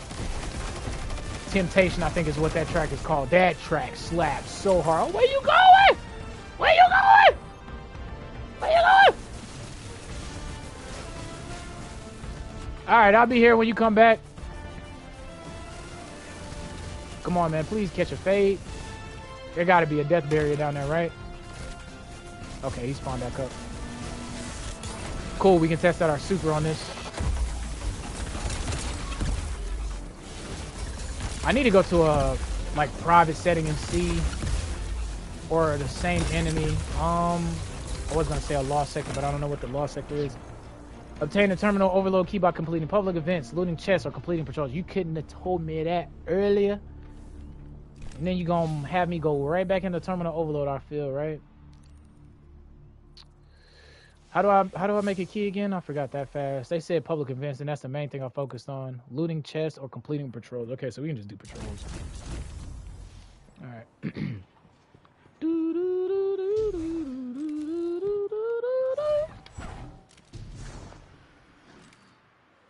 I guess we can put no, I don't want to put on strain just yet. I mean, I wouldn't mind it, but the main thing I would use it for is the grapple hook. And that's another thing too. Strain is decent, but I do feel like they held their punches back because of the history of stasis. I don't think they wanted to have a whole nother Beyond Light scenario, which is a shame, but it's understandable. I will say I don't miss getting shatter dive to death, but I do miss the lethality that stasis did bring initially when it first came in. It did have a nice, powerful vibe, but I think that era is long gone now. I don't think anything we ever get will be close to that power level again. Which, like I said, is a shame because I think if community reception of it would have been better, it definitely could have taken that turn. But, I mean, I know we meme on Bungie about it all the time, but feedback is important, right? It may take them a long while to implement the feedback, and they may have a lot of feedback to listen to, right? But, I mean, look at the changes that we got now today. Like, take weapon crafting, for instance. Weapon crafting came out a year ago. Even though it has ups and downs, all the feedback we've had has led to what we have now for weapon crafting, right? No more of the resonance energies and all that jazz. And they're working on the perks, and now the adept weapons that we get, we can actually enhance and craft them. So like I said, as much as they meme about the feedback thing, they do listen to it. So it's important that when we vocalize our concerns, we're concise about it. We really it's our responsibility really to critically think through things when we having those type of conversations. It's nice to express yourself and, you know, go through the motions, but I am saying just don't say something that you don't really mean or you might regret later in the future, right? Because imagine how many things, prime example, right? Power creep is a real thing. The game is too easy. Now, whether they change the game that way or not, because we said that the game is now changed and some of the most broken OP, busted over the top, bottom line Lord of Thunder builds don't exist as good as they did before. Did they change it because of our feedback? Or did they change it because they looked at things and was like, yo, this is getting out of hand? I like to think there's a middle ground somewhere. So, you know, that's why I say feedback is definitely important. But we'll see. And then that's the beautiful thing about it too, right? So as long as we keep the feedback going, who's to say that the system that we got now won't be better? Same thing for air accuracy, right? Horrible thing at first, but when you really think of the context, an instance I like to use is the initial, wait, what am I? Using abilities or strand. The initial airborne accuracy, right? Yeah, it may have been better as far as like what we know, but you couldn't jump in the air with an exotic hand cannon and get a kill. You had to use a legendary with Icarus grip. Now, right, in this current state of the time, AE feels pretty good. I haven't heard not one person complain about it yet this season. Granted, I haven't really went looking for it, but my point stands that no one's talking about it being insanely horrible. And where did that come from? Feedback, you know? So, yeah, just keep that in mind when you communicate. And that's not even with Destiny in general. That's just with everyone and anything. Your partner, your teacher, your parent, your kid, everyone. Just make sure when you communicate, man, you're trying to find that line where you can understand them and understand each other. If you're talking to someone that's not as in tune with your vocabulary, dumb it down a little bit, you know? Make sure they understand the words you're using. Don't just use a big word because it really sticks home the point. If the point goes over the person's head, actually lower your vocab so they can understand it. And don't be scared to ask questions if you're on the receiving end. If you don't understand the word or the phrase or the reference, ask. Get the context. Get the information. That's why I want to know so much about the Veil. I'm sitting here doing this dummy mission and yeah, protect the Veil. What is the Veil, bro? If you let me know, maybe I can do more.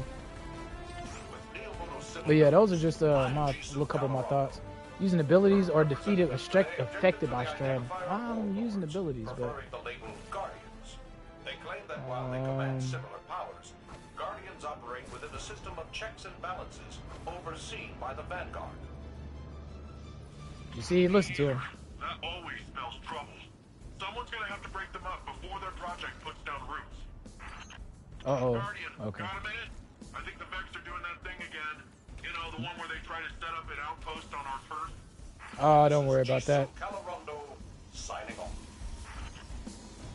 Jisoo. I bet you I'm the only one here too. Oh man, yeah, if I'm the only one here, I don't think I can make this heroic. Yeah, I'm not gonna be able to make a heroic if I'm the only one. I'm just gonna have to play the clock out on this one. We'll try, but I doubt I'll make it.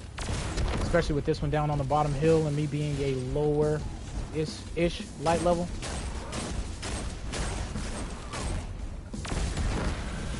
Yeah, I think now that I vocalized everything, I think that's where most of the bulk of the story weight went to. I think the campaign was lackluster because the raid will be good. That might be me being extremely optimistic, but yeah, after y'all have encouraged me to go on those tangential rants, that's where my initial see we're not gonna, it's already done. That's where my initial impressions have landed at so far. So if we can just stay in the dark and not get spoiled with raid content before then, I'll be a happy camper.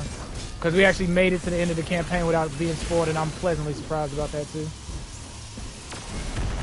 Stop it! Stop it! Stop it!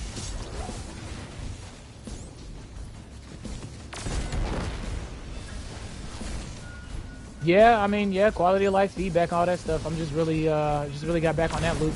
Because another thing, think about how they made the game harder. Light levels won't be a thing anymore. They're adjusting the seasonal rank things. So yeah, it just goes to show you feedback is definitely important.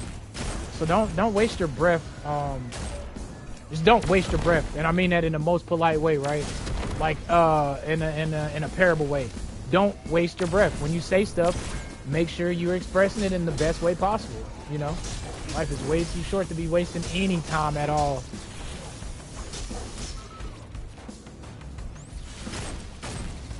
And you don't have to respond right away either, you know. Some of the greatest questions take a long time to respond, you know what I'm saying? Shoot, some of the best universal questions that we have to this day haven't been answered, right? So if it's a good enough question, it deserves a good time to give it an answer. So yeah, think it through and just work through the motions, shoot.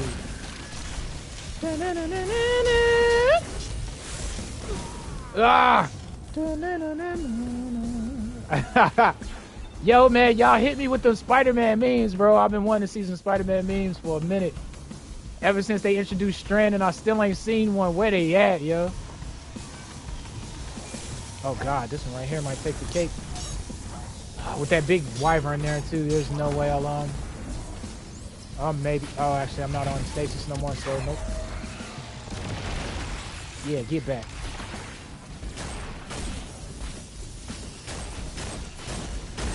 I'm probably gonna fail this. I only got 2 left. That wyvern's right there on me. Oh no! No! I got a minute. What are the odds that I get this one done? No! Get back. You fiend.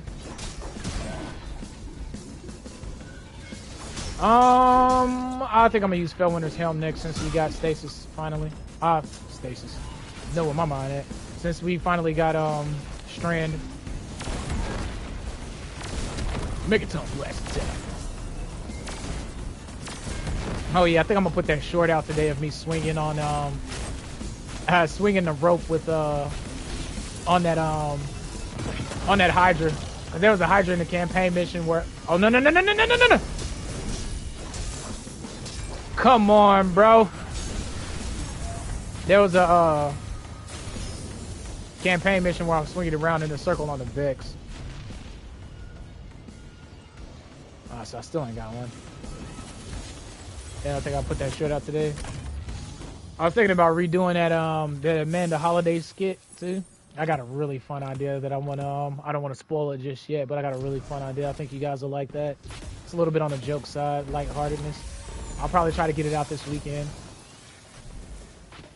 And then as far as builds go, I think I'm gonna wait a week before we start tackling the builds. I might do like a quick short video on a build or two, like a summary. But I want to make sure that Bungie's not going to disable anything or nothing's yeah, I want to make sure what the video that I make has longevity to it, if that makes sense. So if anything, I'll probably talk about a few of the cool nuances or anything, cool setups or new mod system and everything set up too though, so we can actually it'll be way easier to share and go over in detail why I have everything set up the way I do and stuff. So get my format laid down, figure out how I'm lull you ninjas to sleep with my over exposition and nerdy puns. And really enjoy the raid, dude. Because I got a feeling there's going to be a few weapons from the raid that I may want to implement in a couple of builds. Especially with it being a trace rifle. Like, y'all don't know how hype I am about that trace.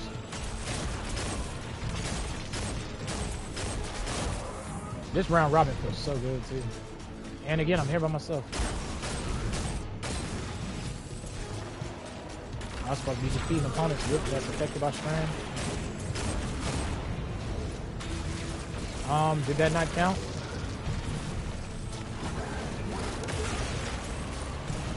Bruh, give me progress. There we go. Terminal overload key. Okay, so we finally got one. Use the key to open a terminal overload. Okay.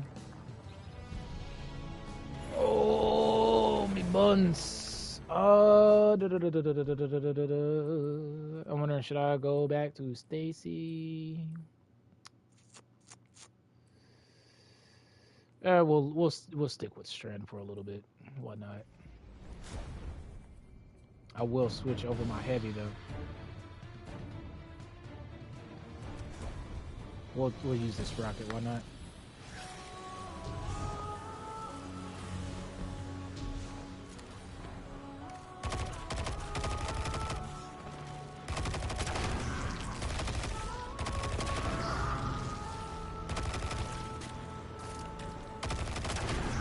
Okay, let's start her off. What you got for us, Mike? Watch out, Guardian. Legion's not too happy you digged up their favorite boy. Ain't nobody worried about that. I got Strand, baby. That melee is actually strong. You know what? We're gonna switch up something real quick.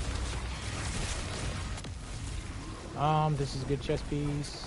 Ah, it's super weak, but we'll make it work. Go try Phil Winter's helm. I should have did that initially. Oh yeah, that's right. I put the rocket on. I'm trying to Eager's Edge.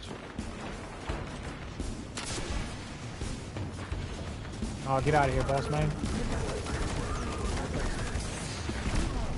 Dang. Let's not, because yeah, my power level's a little bit low. We'll go back to that when I can infuse it. I think Phil Winters will get a lot of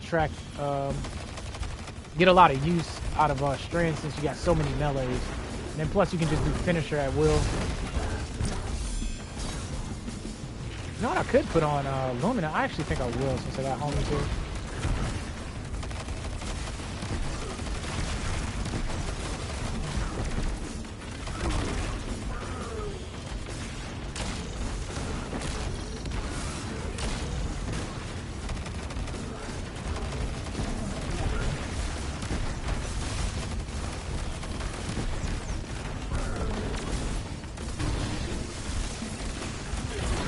Cash the panda.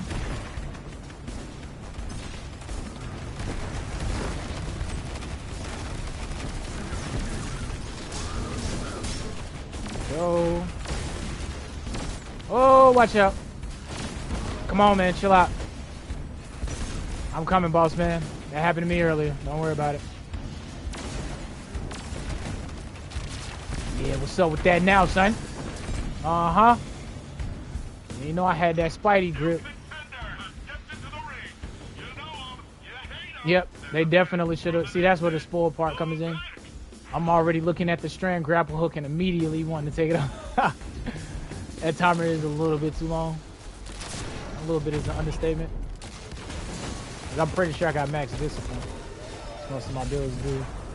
Yeah, that's max discipline. That is over max. Go ahead, send out the minions. Get them. Get them, boys.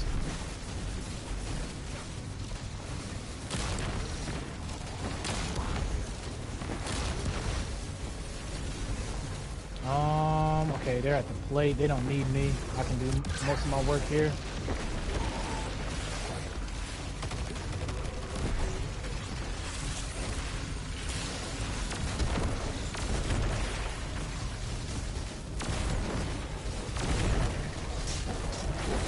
Alrighty, yes sir. Wait until I get my hands on that winter bite. It's gonna be Kelgarov's Fury, or not Kelgarov's Fury. What's the name of his glaive? Judgment of Kelgarov and the winter bite. I'm gonna freeze him on one hand and I'm gonna incandescent him on the other, dog. Oh wow. And then all we'll need is a strand legendary glaive or a kinetic or a stasis one, and then we are cooking. You hear me? You talking about a full melee build, bro. Alright, you gotta use the arc cranium. Okay, they on it. At least they on it, dog. I'm losing my I'm so not focused on the objective, it ain't even funny. Alright, let's hit him with that fat pack real quick. Yeah, I think the next time I come in here I'm gonna use I'm gonna use Lumina.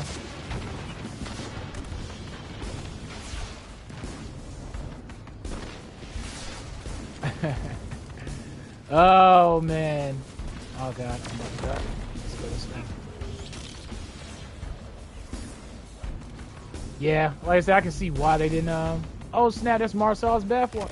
I can see why they didn't make the strand grapple super immediate, but at the same time, come on man, you know we want to swing very well.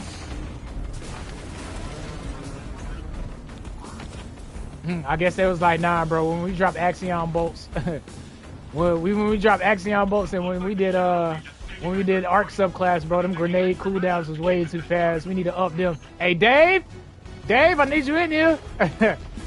Poor Dave, man. He didn't have to code and recode everything.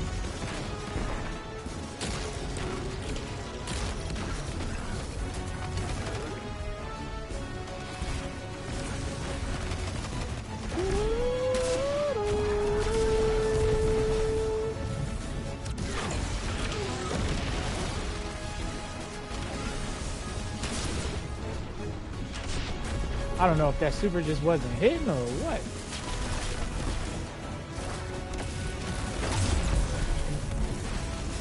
Destroy the Shadow Legion shields. Shield generator. Shield generator. Alrighty. You guys got that one, right? I don't think we'll make it in enough time. 14 seconds on the clock. I'll go ahead and waste my rocket in case they make theirs.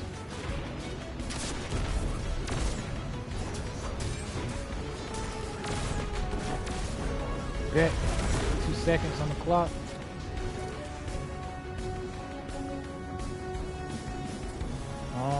Where we going? Destroy the anchors. Got you, boss.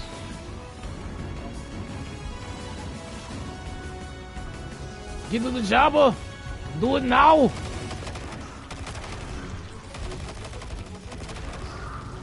What is my caddy progress, bro?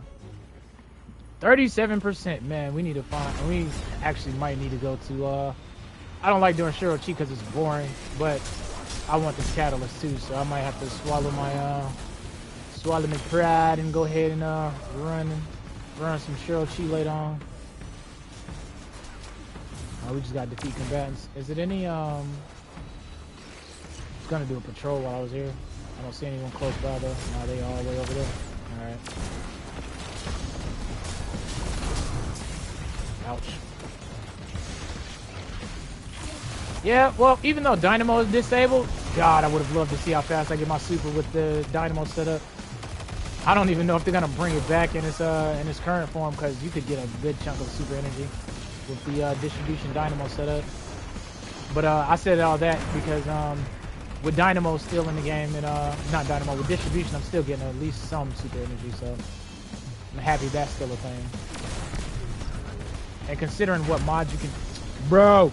considering what mods you can put there, is probably the it will be probably one of my most used mods. Thank you, good sir, the patron and the saint. I shall forever be in your debt.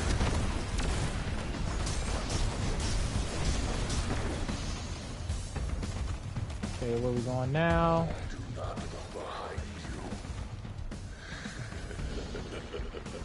That's Nezarec. Oh yeah, you did say. You should definitely be checking your things. I'll do that later. Let me focus stuff. My mind's everywhere now, but that'll probably be something we do tomorrow. Well, now we may roam around the area with Nezarec's helmet. That's pretty cool that it does that thing like the parasite. See, I love little Easter eggs and like stuff like that. I know they kind of try to stay away from stuff like that so everyone can experience it, but I don't think there's anything wrong with having sparse interactions with specific classes, right? Most people run 3 classes anyway, and if you tell somebody they'll then get an exotic quest or something by running a subclass, you can guarantee they'll do it. And besides, we got internet, so you know, most information travels stupid fast nowadays.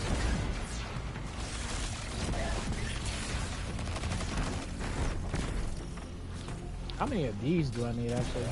I'm still getting quickest to grab.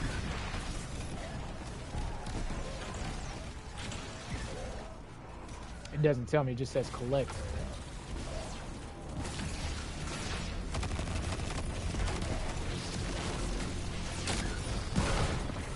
Nodes.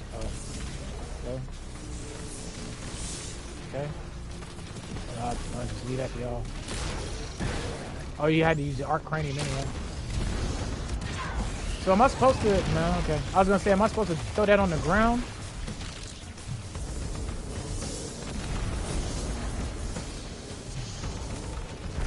Okay, so you can hold it until it gotcha. I always just let go. Bet it up. We actually got some squads here, so we actually breezing through this one. Oh no! I don't want to get bodied. Scion spotters calling for airstrikes.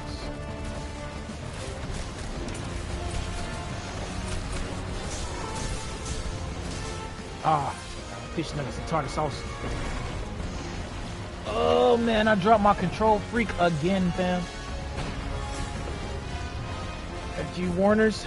I'll look for it when I get a breathing on.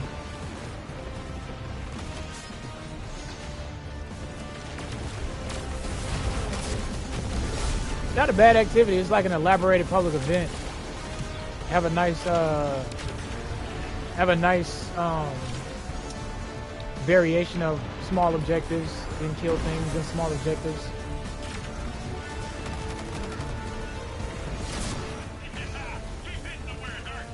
Yes, sir. Oh, what was that sound? Brace for counterattack. Give me the loot! Destroy the anchors to further destabilize the raid. Stage 3 of 3. Okay, we're on the 3rd set.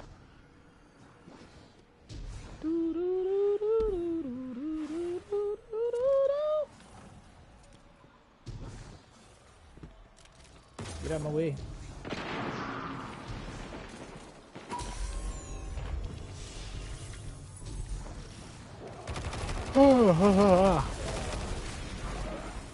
I ain't even read the TWAB. I think we'll just we'll skip that for today. I had a few unexpected events. We'll just keep this one going for a little bit longer. We may cut the stream in the next hour or so, and then we'll pick up tomorrow. Tomorrow it'll probably be the same thing randomly. I'll probably just go over a whole lot of thoughts and stuff. Dang, that's right. Tomorrow's Friday, so I can't do a super long stream. That's alright though. Yeah, we'll just go over a few more things, man, and experience everything. I'll probably just rant my thoughts out while chasing some of the overall loot still. Get raid ready. Watch a couple videos, compile some information. Things like damage numbers, see what initial builds people have come up with and what might be quote-unquote broken OP over the top. And then start theory crafting what I want to bring to the team on day one. So glad they made it 48 hours too, man, because one of my main things is like, I've always come to grips with like, I was saying earlier, experiencing the raid, right? Because you're only gonna experience it the first time, your first time, you know. And so that may be why people don't like raiding, is because their first experience of a raid was total crap, whether it was due to the mechanics and they kept dying, or they wasn't up to par with the raid, or just the people they was with didn't make it a fun experience, right? But first times do leave an impression. So like anytime it's a day one, I love playing it and just experiencing it. But at the same time, you have that that notion of wanting to beat it in the back of your head. So you happen to move. I'll use the word reckless, right? You have to move a little bit reckless and just really hastily. Yeah, hastily is a better word. You have to move really hastily and stuff. And so with the 48 hours, man, it just gives a lot of people breathing room and still keeps the challenge. And so I'm definitely looking forward to experiencing the day one for my first time. Like with Roke, I didn't watch any videos up until I realized we couldn't beat it. And then first time seeing Roke in the video, it was like, dang, what, new boss? Versus actually making it to Roke and seeing it, you know, for the first time. That would have had a different impression on me and whatnot. Still a good impression, but hopefully you get my point. And so good luck to everybody that's doing raid. That's going for the raid race on day one, man. Good luck to you all. I know me and the team definitely wanna get our emblem for the year this time, man. We're gonna try. I mean, we've tried the last few times, but this time I can tell like everyone's got their vibes right, their mindset right. They really want to go for this thing, you know what I'm saying? And the last times we failed, it has been completely on us, whether it's lack of preparation or lack of us just coming together as a team. So I'm really proud to see where everyone's at this time, man.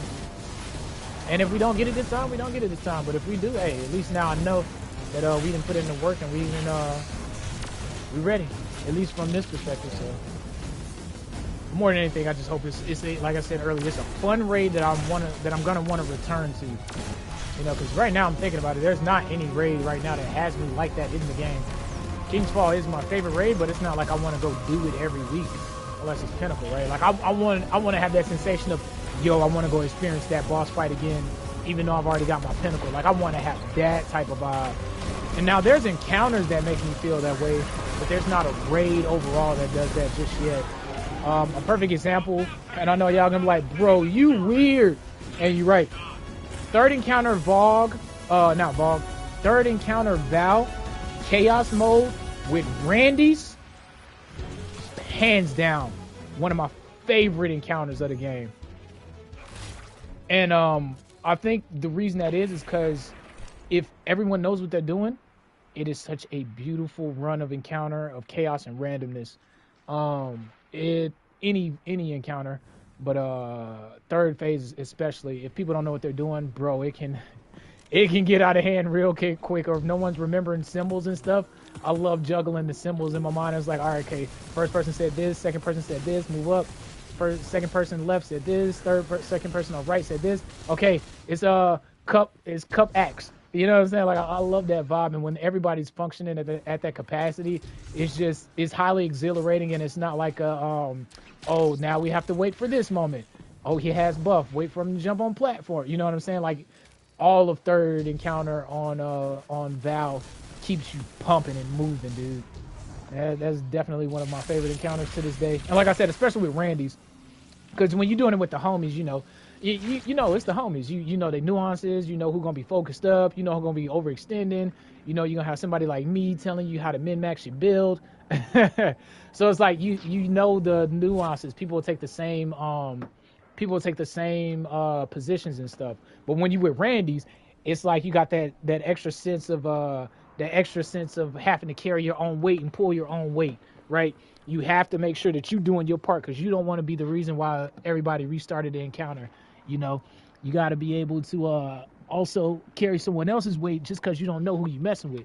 And you got to be not lenient, but considerate when you're dealing with people too. So, like I said, for that reason, I love third phase Val. Oh, especially when you're teaching it to a newberry. You're teaching it to a newberry and you at least got two vets on your team. You're like, all right, bro, I'm going to start off this one. You start this one. I got the third. Bet, let's get it. It was so funny is when people be calling the Return to the Hall of Memories of Rivera Stargazer Memorial. Perfect. what's so funny is people got different callouts for it. You know, you could use the government names for callouts, but I love translating what someone calls in their mind. Like, I think someone said worship. The last time I ran Val, someone called worship Kanye, and I was like, what? What is Kanye? He was like, worship. Someone that got a head. It's like, bro, y'all ain't got no type of sense. Another one that stuck with me was grief. Someone called grief Dark Souls. I was like, yo, I'm still in that. Been calling grief Dark Souls ever since. But yeah, being able to, and you can get that from running Randy's and stuff. That's why I love running random events, dude, with people. So because you never know who you're gonna meet or what experience you're gonna run into. Could be completely horrible, but most of the time it's not even like that. Those things, those encounters do happen, but they are definitely far and few between. And if you run into a group like that, man, leave. Shoot, that's why I always encourage people to make their own posts. That way they have control over what's going on, man. Especially if you're a chill person that just wants to get an encounter done and just want to vibe out, put that in the post, man. Especially with the new LG system coming up, you'd be surprised how many people are on the exact same vibe. You just gotta find each other. That's it, man. You put that energy out there, yo. That energy will find its way back to you. You'd be surprised. No, Osiris over there, deep in thought. Hey, that's crazy too. I ain't even really put it into context, but if this wasn't put here by the cult of Osiris, Osiris literally pulled up on Neo Muna and set up shop, put his banner, and his Vex trinkets and everything like right here in the puka pond, in the yoga room. Yo, Osiris is a savage. Oh man. All right, let's see.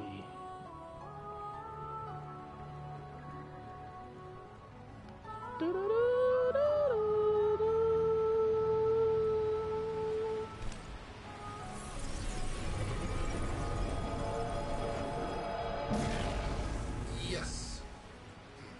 How to describe? Algorithm is inaccurate, but acceptable shorthand. It's an occlusion in a way, perhaps, but if we ride along the edge, accelerated processing, gravitational lensing as applied to data. Okay. Yep. I'm thinking that the in-game context is gonna be some of the most important lore when it comes to this Lightfall campaign. I'm thinking the campaign was more of a prequel / episode 1 introduction into what's about to pop off on the final shape. I wouldn't be surprised if every season after this is in-game status, right? Is it in-game or is it Infinity War? Yeah, it's Infinity War status, my bad. Yeah, because they set up for this part, so I wouldn't be surprised. Because what, next season is called Season of the Deep, you know? And in the background, have I guess because the story hasn't progressed to a very important part, it's not at the forefront of everyone's brain right now. But we're currently helping Mara do her thing. At least I assume they're bright. Hey there, bright helmet? Nah. Yeah, you tried. Metropolitan Defense, I know you've heard it before, but honestly, you're doing great work, Guardian. Thanks, I mean it. As long as you ain't being condescending. Stargazer. I found Stargazer's algorithm in the data you recovered, except it's not an algorithm. They call it the occlusion. Love this stuff. My data crawler also pulled some old library records showing who else accessed Stargazer's archives back in the day. Maelstrom. She was the greatest military mind in history, and she's one of our Smash servers. It can't be a coincidence. If this occlusion spooked the Vex, maybe Maelstrom kept a backup of it on her server. She's a warrior, so go start some fights. Okay, let me soak this in real quick. Found the Stargazer from, found the algorithm from Stargazer, although it's not an algorithm. Instead, he coined it the occlusion. I'm guessing because it was vague and he couldn't really put a name to it. Okay, love this stuff. Data crawler also pulled some old library records showing who else accessed it. Okay, so I see how it's chaining together because Maelstrom accessed Stargazer's inventory, not inventory, but data on it. So Maelstrom must have came across the same threads that have led us to this point here. If this occlusion spooked the Vex, maybe Maelstrom kept a backup on her. Okay, so the occlusion, quote unquote, spooked the Vex. I mean, they did pull up and just straight up smash the algorithm mules. and the data you recovered, except it's not an algorithm. They called it the occlusion. Love this Oh, stuff. now we getting lore books. That's what I'm talking about. Now I can start nerding over this stuff. Showing who else accessed Stargazer's archive back in the day. Maelstrom. She was the greatest military mind in history, and she's one of our smashed servers. It can't be a coincidence. If this occlusion spooked the Vex, maybe Maelstrom kept a backup of it on her server. She was a warrior, so go start some fights.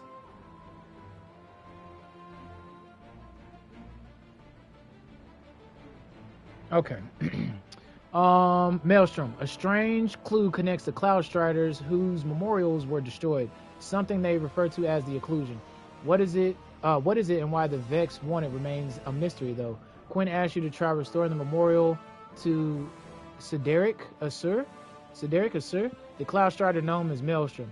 She was a war hero and a tactician. Hey, sounds like my type of lady, you know what I'm talking about. She engaging the enemy and stockpiling supplies seem like the next logical steps. Defend the city by participating in patrols and public events and loot chests to begin bonding with this legacy. Okay, so it looks like we got to go through the same loops as what we just did. Bond with strand sources and participate in public events, patrols, loot recesses, and all within the Vex incursion zone. Okay, and this will give me a powerful. All right, so we got one more before we can get to the winter bite. Like I said, we probably won't make it there today, but let's see what came on that hand cannon though. That's not it. That's everything here though, right? How many of those meditations did I get? Did I get enough to? Yeah, I got 330. I should be able to go pick up another one. Okay, man. Oh, look, we got another radio beacon over here. What are the odds that your boy is over here with the that your boy over here is spewing propaganda? Let's check him out just to see.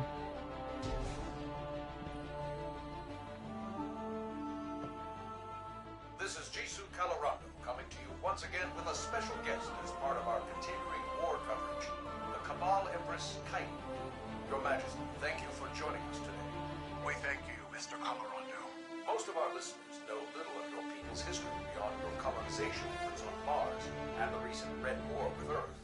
Tell me, what is your goal here in the Sol system? We came to your system as conquerors, Mr. Calorando. While that was not under my rule, it is a banner I would have gladly waved. And yet you extended the offer of a truce with Earth. The Cabal say there is no road through war. Your direction must change with circumstance. Ah, you're referring to the recent destruction of your home. Torabottle was consumed by the Hive and the Witness. And so now my people fight for survival in addition to glory. My sympathies. All of Neomuna knows what it is to lose a homeworld. I do not place much value in your sympathies, Mr. Calorando. They were of little value to Earth. You gotta love Kaido, dude. I love Kaido's character, son. Let's go ahead and keep listening to this real quick. With Neomuna Civil News, this is Jisoo Calorando coming to you today with Cloud Strider Nimbus for updates on the recent conflict. Nimbus, thank you for joining us in light of the heavy burden that has recently fallen on your shoulders.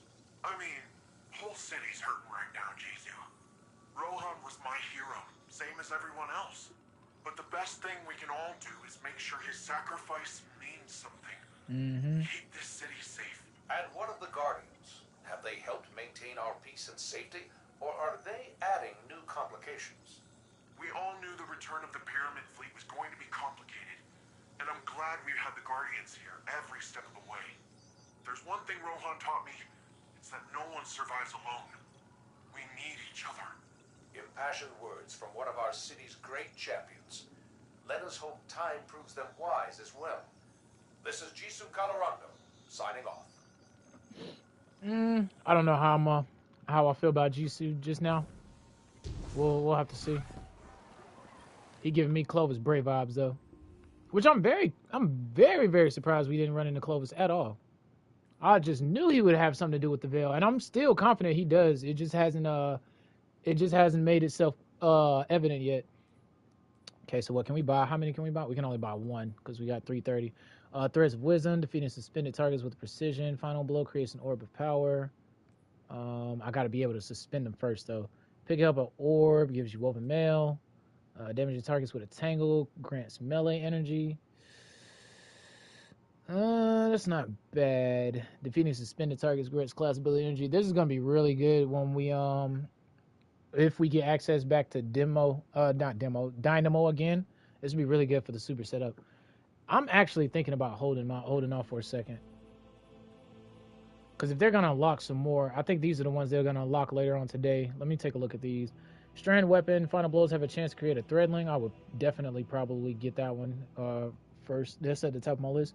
Well, you have woven mail, weapon final blows create a tangle. Power melee final blows grant strand weapons unraveling rounds. See, this is one that I want to get because I want to test that unraveling rounds, man. And I unlocked that perk, but I don't know if it's bugged or if I have to be on strand in order to get a benefit from it. Threadlings travel farther and deal additional damage. Yeah, so it would be this one for sure, and I think this one. These would be the main two that I'll unlock, prioritize. Super final blows emit a suspending burst from the target. That's meh. Because, like, you got to do a super for that. So, I don't know if it's... Yeah, it's meh. Suspend, unravel, and several effects applied to the target have increased duration. That's definitely better utilitarian-wise. And it gets rid of... Oh, it ups your strength, too. So, it's definitely a good reason to run that. And then dealing damage generates grenade energy. This one definitely... this is the one I want the most now that I'm thinking about it.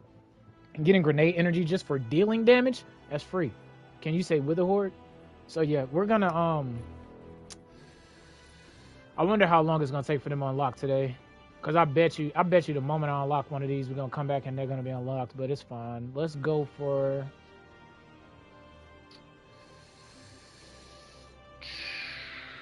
the melee energy from Tangle. Yeah, let's do that. I like the idea of getting an orb getting woven mail from picking up an orb, but I still like that other idea a little bit, slightly better. There we go. Currently applied. There we go. Okay, we're cooking. We're cooking, Chief. Yeah, I guess we'll go. What does it say? Vex Incursion Zone? Where is that at? I don't see it at all.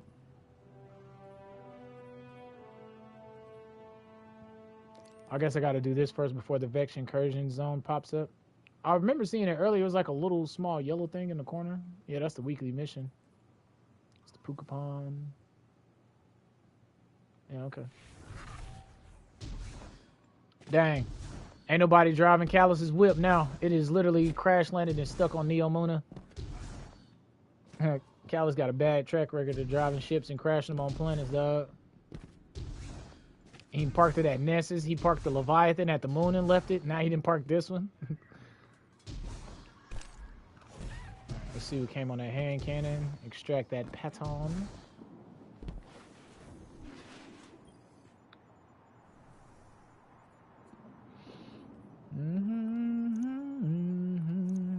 I think 70 is what I got for the highest, right? Yeah, 70 is the highest on my blues. So anything under 70 can go. Alright. Now it's time to actually pinnacle grind.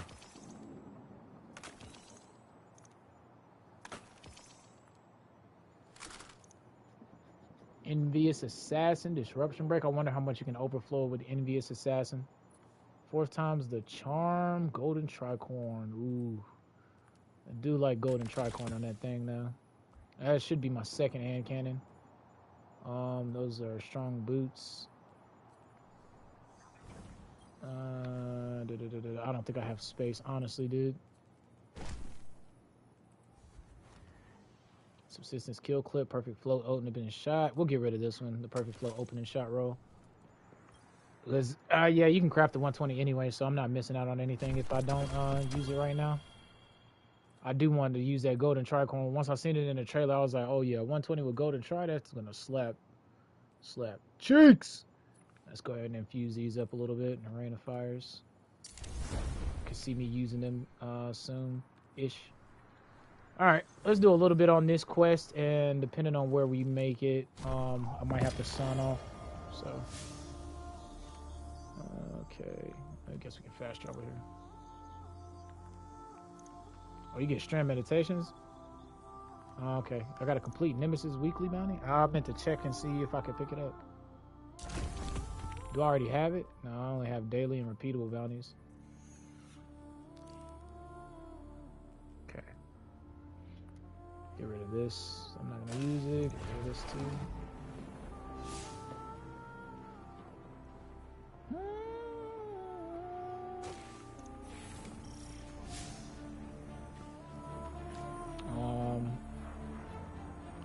Bond with strand sources and participate in public events, patrols, and loot resources, all within the Vex Incursion Zone. I think this is the Vex Incursion Zone, right? I guess I can go ahead and defeat this thing right here since there's a whole slew of Guardians here.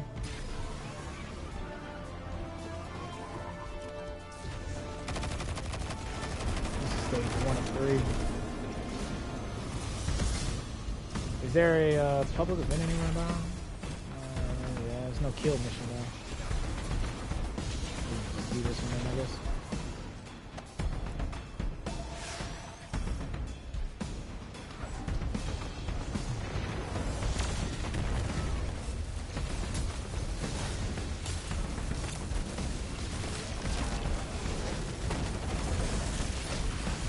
Yeah, still get decent super energy.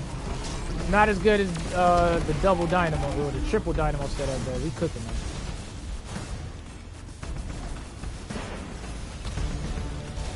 Oh, let me get out your way.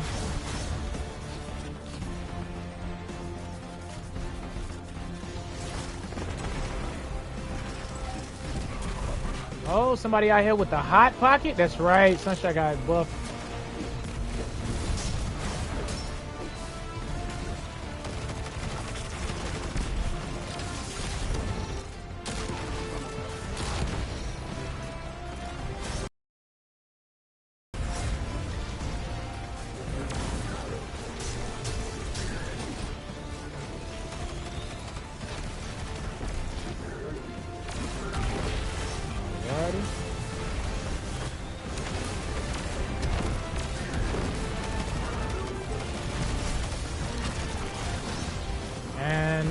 That's done there. Okay, this is the Vex Incursion Zone because I just got the notification on that.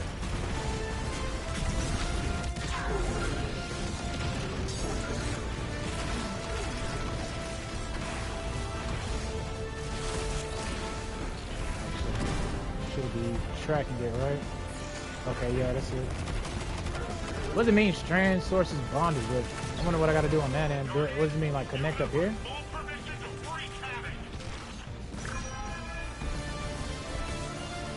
No, that's not it. Bonded. Strand sources bonded, huh?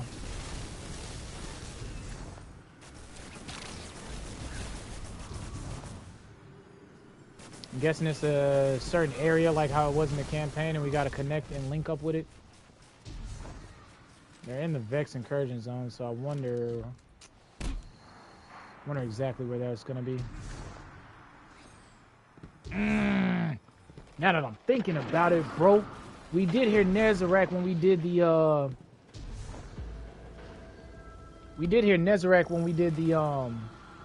what was that? What am I trying to say? The strike, right? In the story mission. That was in the Vex network. I wonder if the raid is gonna be about Nezarec. Because we did do it's just spin for speculation, by the way, but we did in Vow the Disciple, it was literally a disciple that was the Rock was the boss. So I wonder if they would pull the same thing and give us 2 in a row. Actually, yeah, because I can't see it. I could see it being Nezarec, depending on however he's still alive or whatever. I'm pretty sure they'll explore that plot point. But I could also, what is this?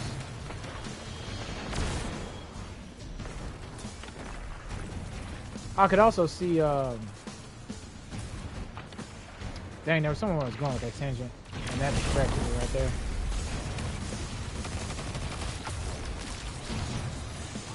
Oh well, I can't remember. That's why it's important to have focus. Oh man, I can't remember what that tangent was. I know I was talking about the raid and the boss, but it was a point that I was trying to make that I hadn't made yet.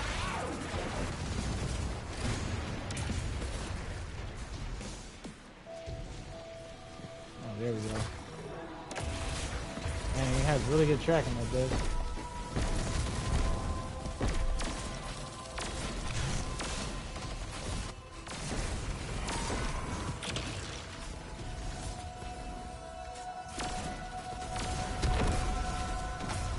Go, give me some tangle.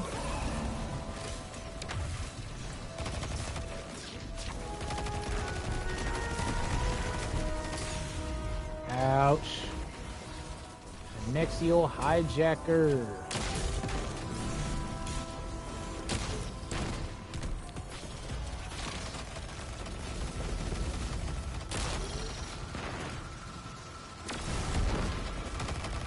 Okay, he's in his immune phase.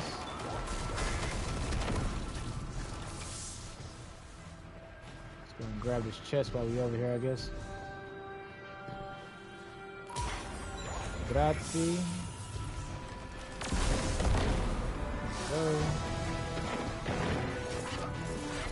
Do it! Getting hot quick.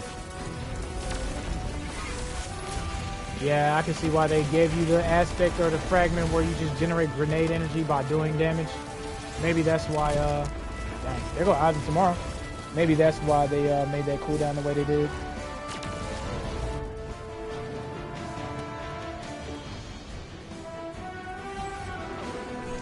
Thank you for teleporting me, I guess.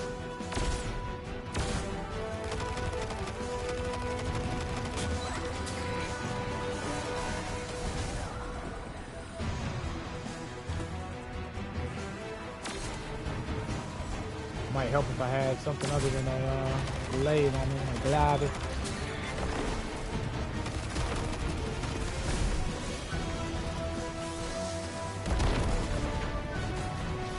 I guess what we can do is I'll read the TWAB before I sign off. I can just skim over that since it is TwabsDay.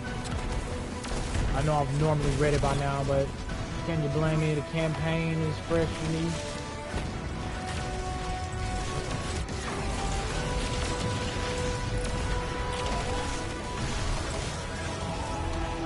Can't wait to watch a few videos on how the damage on these new supers stack up to the competition. Yeah, you got a tongue and overload too. I didn't tell us the whispers.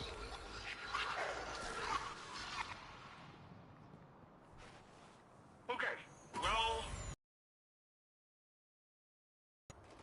I was hoping that oh wait. What is this? Was that there when I had Nezarac's helm on? Yes, still there. Thought it had to do with Nezzy's. Okay, where we at? Arena defended, strand sources bonded. Bond with strand sources. What does that mean exactly?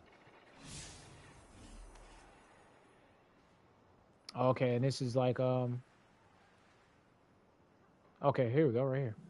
Bond with strand sources. Where's this quest at, though? It's this way, anyway.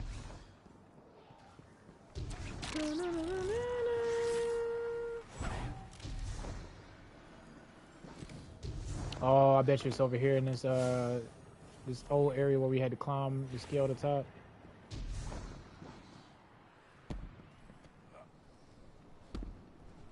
Is this the entrance here, or is I'm gonna just run into a dead end?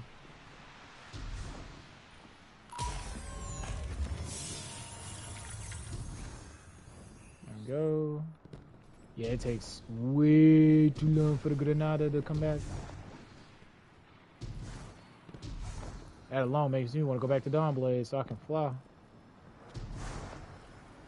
Yeah, I guess it's this. Yeah, it's this way.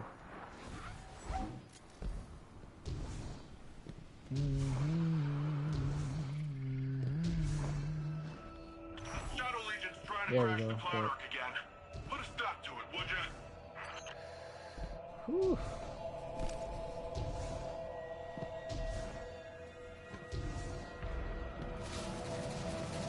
Wait a minute, did I miss it somewhere? Did I pass it?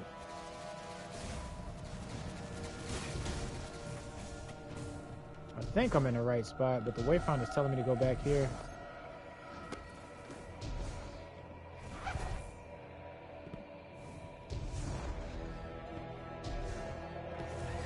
Shadow Legion's trying to crash the Cloud Arc again. Put a stop to it, would ya? I'm confused. Nah, I think I'm going the right way. Just because the waypoint, that's one of those instances where the wayfinder just isn't cooperating. We'll see though.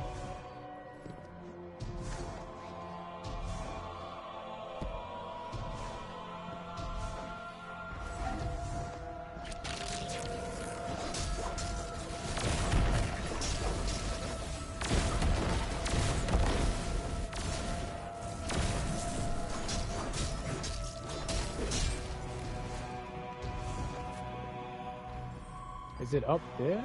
No, I think it's more this way. I think the wayfinder's just tripping on us. Yeah, that's why I really want to use this with Fellwinter's Helm. Spread the debuff, bro.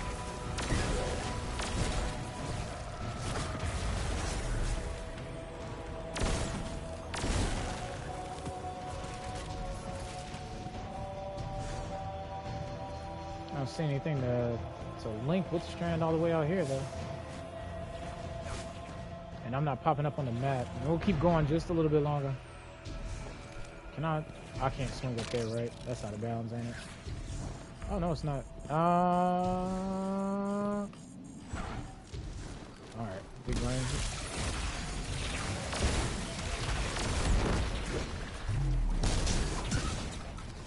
Could I have just came this way? I could have. Yeah, it's telling me to go back, but we're gonna keep pushing. I think, I don't know. We'll figure it out.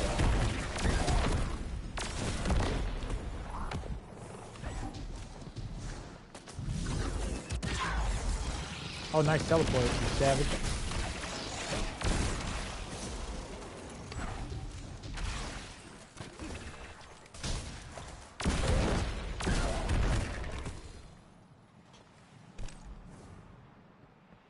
Got a cave up here and stuff. I forgot all about planetary materials. Data packet. What is that for?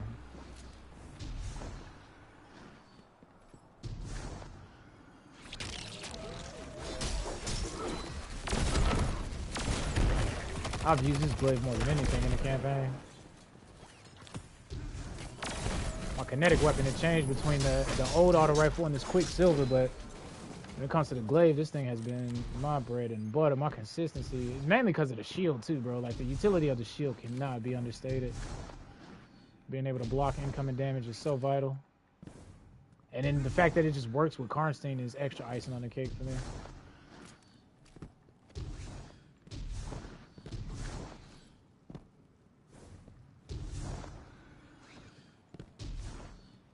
Okay, I guess the strand meditation thing is not here. So it must be somewhere on the,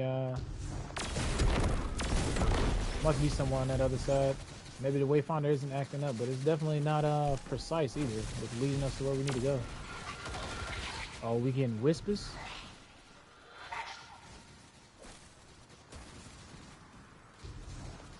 Oh, it is right here. Oh, I guess it's not. It's just telling me to go there. Dang, I think we missed the opportunity. Maybe come back here with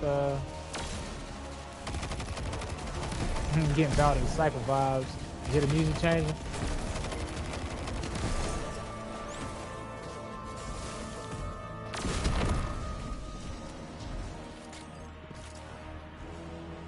Okay, I don't know, what does it mean, bond with strand sources bonded?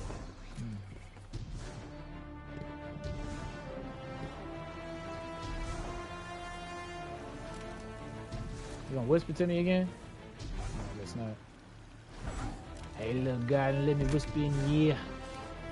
Strand on some things that you might like to hear.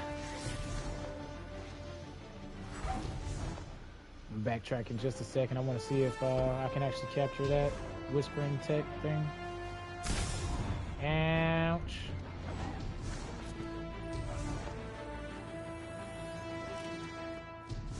If not, I'll just fast travel to, I mean, we could walk it, but I don't think I'll find anything I haven't found before.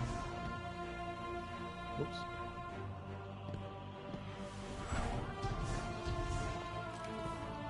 You gonna whisper to me again, fam? I'm listening, best believe. Nah, okay, I'll probably have to just come back here at another time.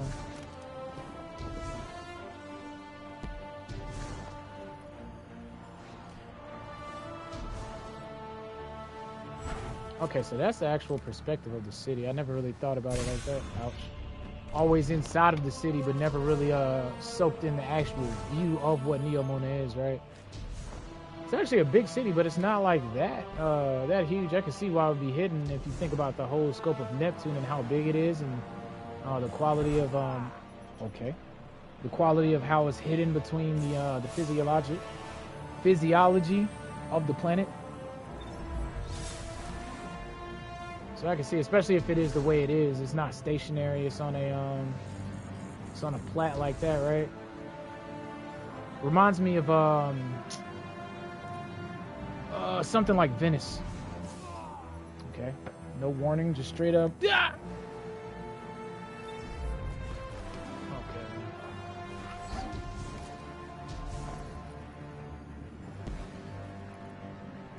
That was a pretty cool touch with Nezarec whispering to you, though. That was very, very neat, tongue-in-cheek thing. It's like, hey, if you put this on, guess what? I wonder if there's any more areas where Parasite actually talks to you. Then, probably not, right? I think we would have discovered that by now.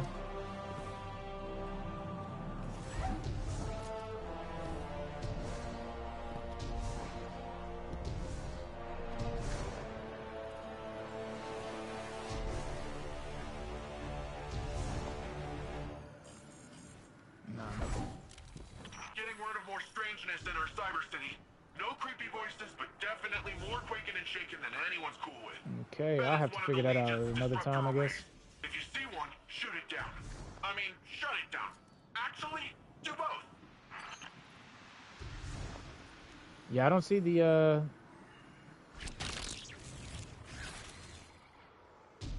I don't see the strand thing that I need to strand sources bonded. I don't see where that is. So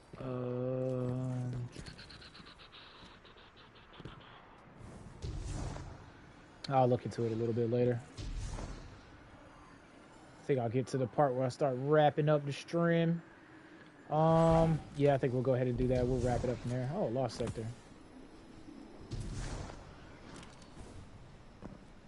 Cause the icon says over there, but I'm always come out here and then it's nothing to track. So,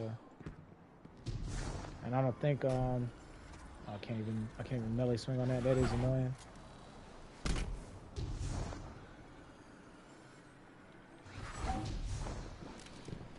Yeah, I don't see where I was supposed to bond at.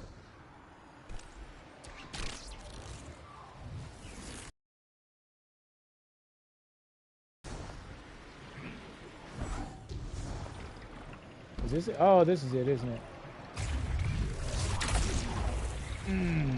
Is this one? It was one. Too bad that icon wasn't all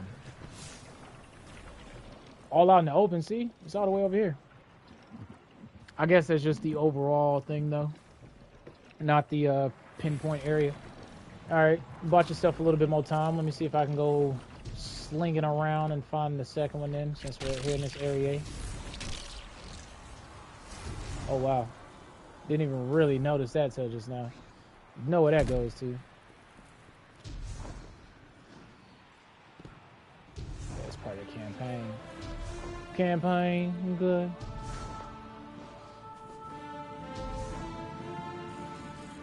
Let's go seeing if we can find this thing. Well, if I had to guess, it probably on the opposite side of this. Close to some tangles. Close to some grapple tangles. I guess that's the indicator, right? So let's just follow these tangle strands and see if we can find some on the other side. I want to use my grapple hook so bad, but now I don't want to lose it and have to come back and have to wait on it to regen on me. Alright, yeah, let's go on this side.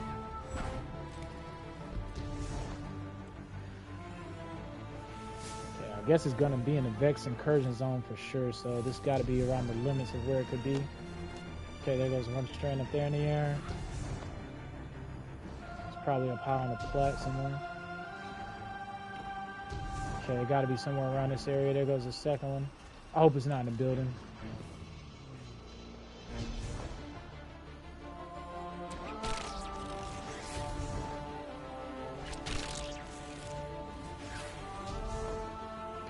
This is leading out of the zone.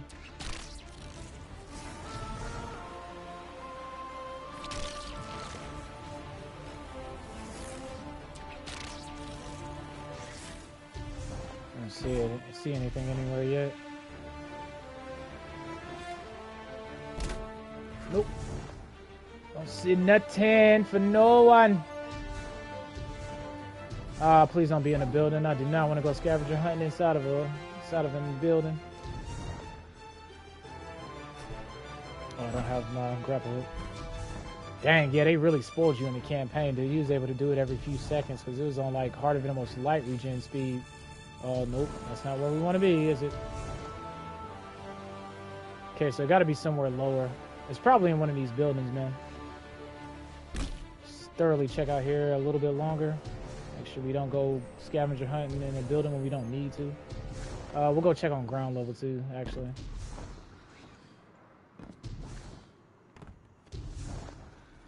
Maybe in there, in that building there. Oh, you know what? It's probably over here, isn't it?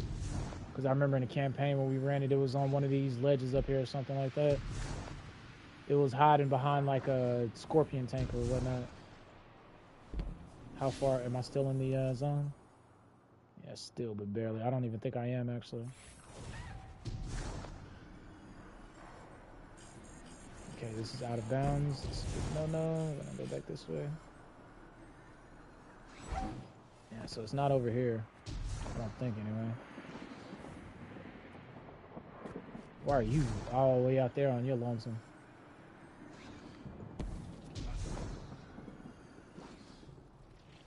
Okay, just plats, just because.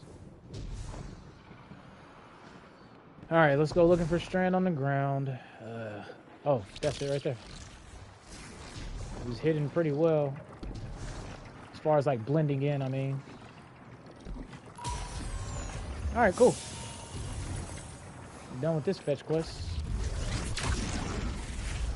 Area defended, 30%.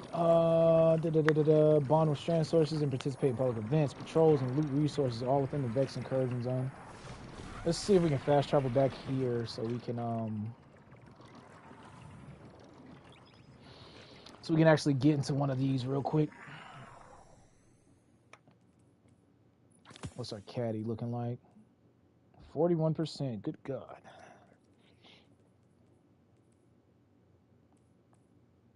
Almost got 2,000 on that mug. Golly, I've been using this like crazy. And I'm using the glaive like crazy too. I think this is my highest craftable weapon.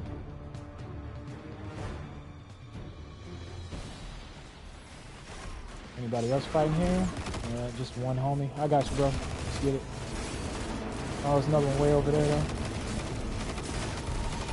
Y'all do this one here. Chill out.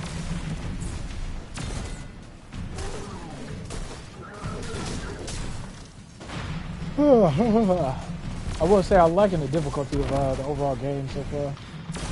I miss my builds though. I do miss those builds. Hopefully they can fill in that gap sometime in the near future.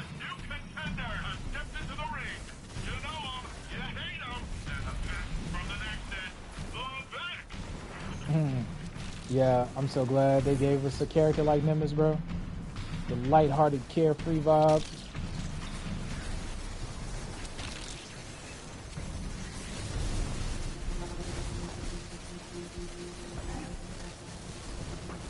Keep on Nezzy's sin too. Hopefully we can get some whispers.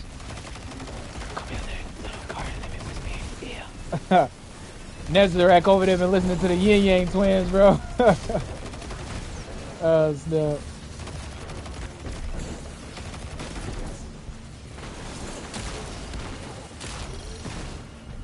Really?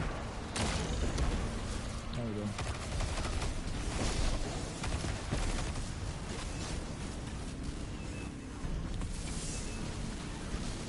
It's capped. You know, I still need to get that cowboy hat from Spire to watch it, bro. Still. Ooh.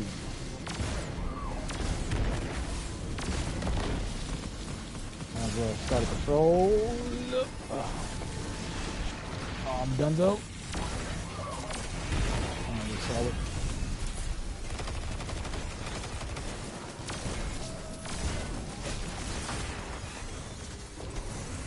Hey, tell the time, baby.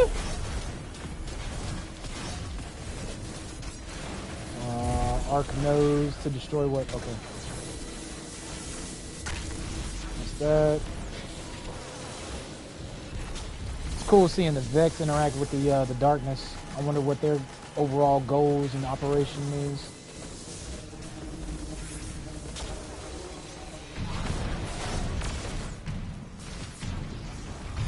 I got you, boss, man. Give me a second, I'm gonna get closer. Don't leave on me. I just want to make sure I didn't blow up by the exploding. Oh, come on, Chief. You telling me that was still stomping distance? Lethal stomping distance at that? You savage.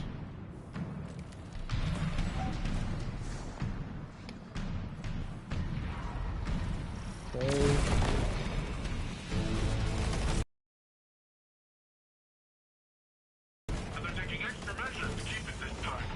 I was kissing with death on that one, I ain't gonna lie. The Scorpion tanks fire faster than an heir apparent.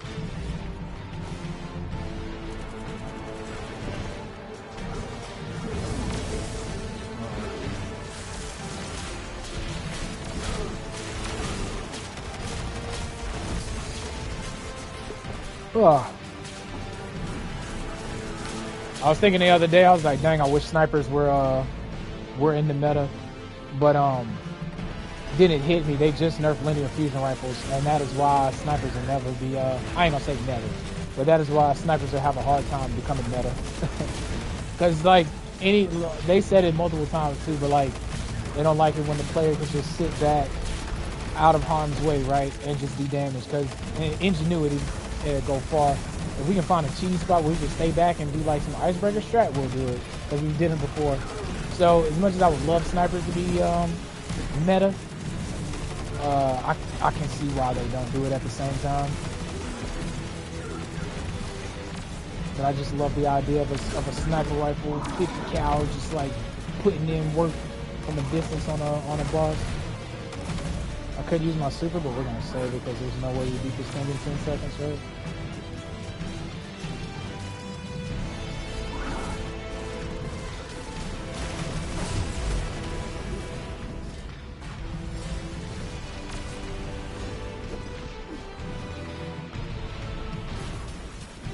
You can still pick up the orbs while you got undercharge perks on. Dang, he really did that to him.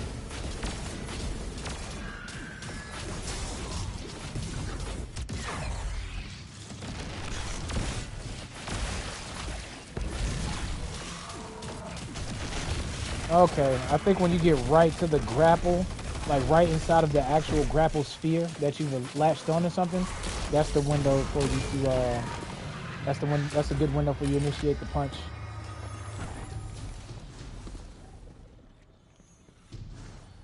Is there any more patrols? Patrols way up there, okay.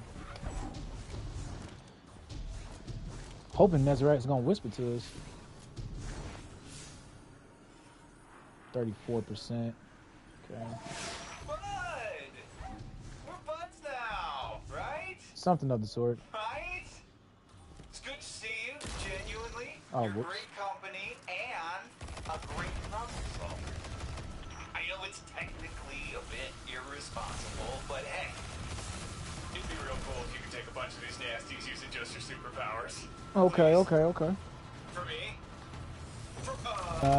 Can't argue with the pursuit of knowledge.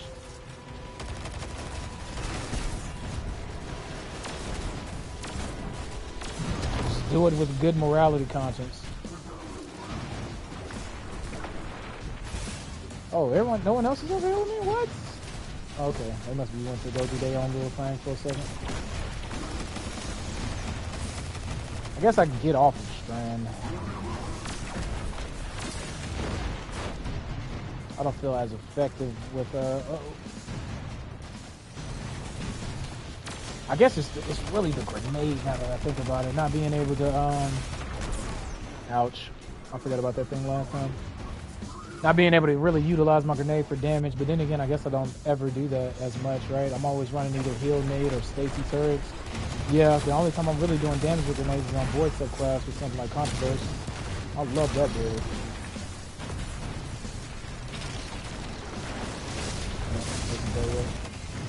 And if I was, I missed the edge of it. Ouch. Ouch. Oh, calm down, you big behemoth.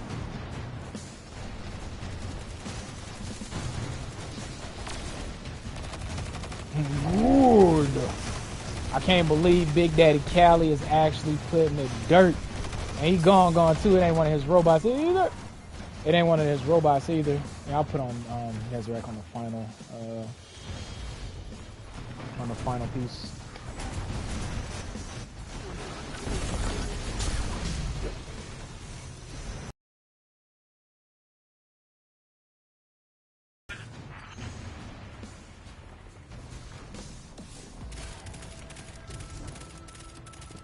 Whew.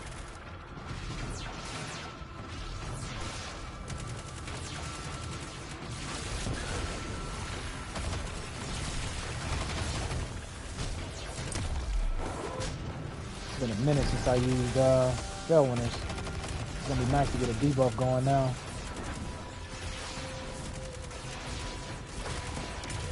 What's this thing called? Quicksilver Storm had a different shots.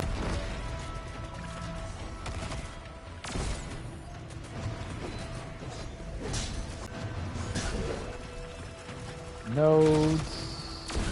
Need the Arcraniums. Okay, we gotta drop one of these guys.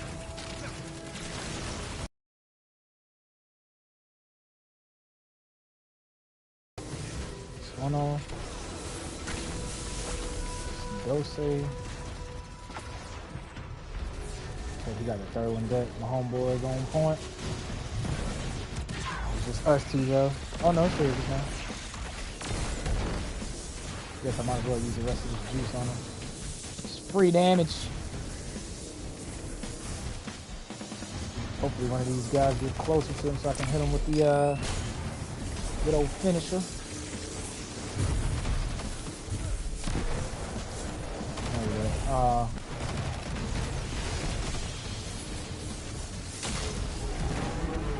Oh, now you spawn on this far end, right?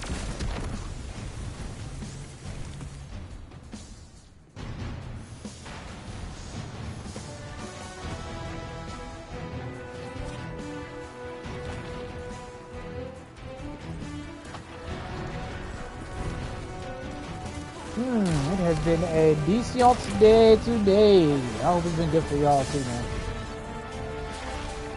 Friday's right around the corner.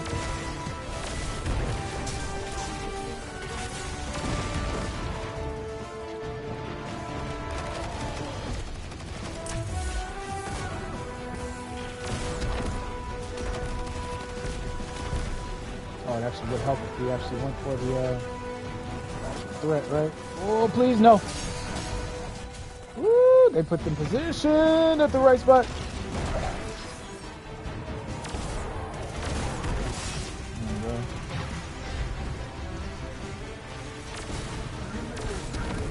Almost got pooped on by the Cabal pod.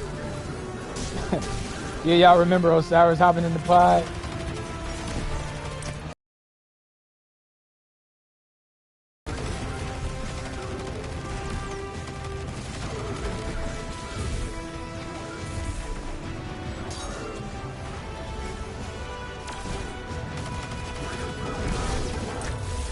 Go.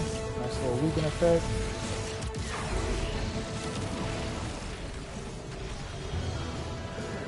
Oh man, what's going on with the stream? Well, looks like that'll be where it's at then, since it's cutting up a little bit. It's good with your home skills. All right. Oh, let me go ahead and give you guys the word of wisdom today since the stream is cutting up. I hate when it does that, but we roll with stride. And like I say, transmutation, not presumptuous denial. But I'll give you a quote that I like to play with that I was tinkering about and pondering the other day. But when you're dealing with people and whatnot, try to put things in perspective, right? And on that same thread, this is the wow or word of wisdom I want to leave you with. Your truth doesn't make mine false. Now, if you want to split hairs, yeah, if I say the sky's red and it's blue, yeah, you could say it's false. But I bet you if you look even deeper and you actually get what I'm saying, then you'll really see what I mean by that quote, right? So yeah, just take that in consideration when you communicating with people. But yeah, man, appreciate everybody for joining through today. And if you still listen to my voice, I don't know how you're doing it, but appreciate you and I love you. And I hope you guys have a great day. And I hope we'll see y'all in the future. It has been I always forget my outro. Every time I get wound it up, I always forget it. But it has been me in the present, talking to you from the past. I hope to get you Guardians in the future. If you like what you see, triple tap that like button for me. And if you enjoy the vibe, subscribe. I will catch you Guardians later. Adios. I'm Ghost. Guardian out.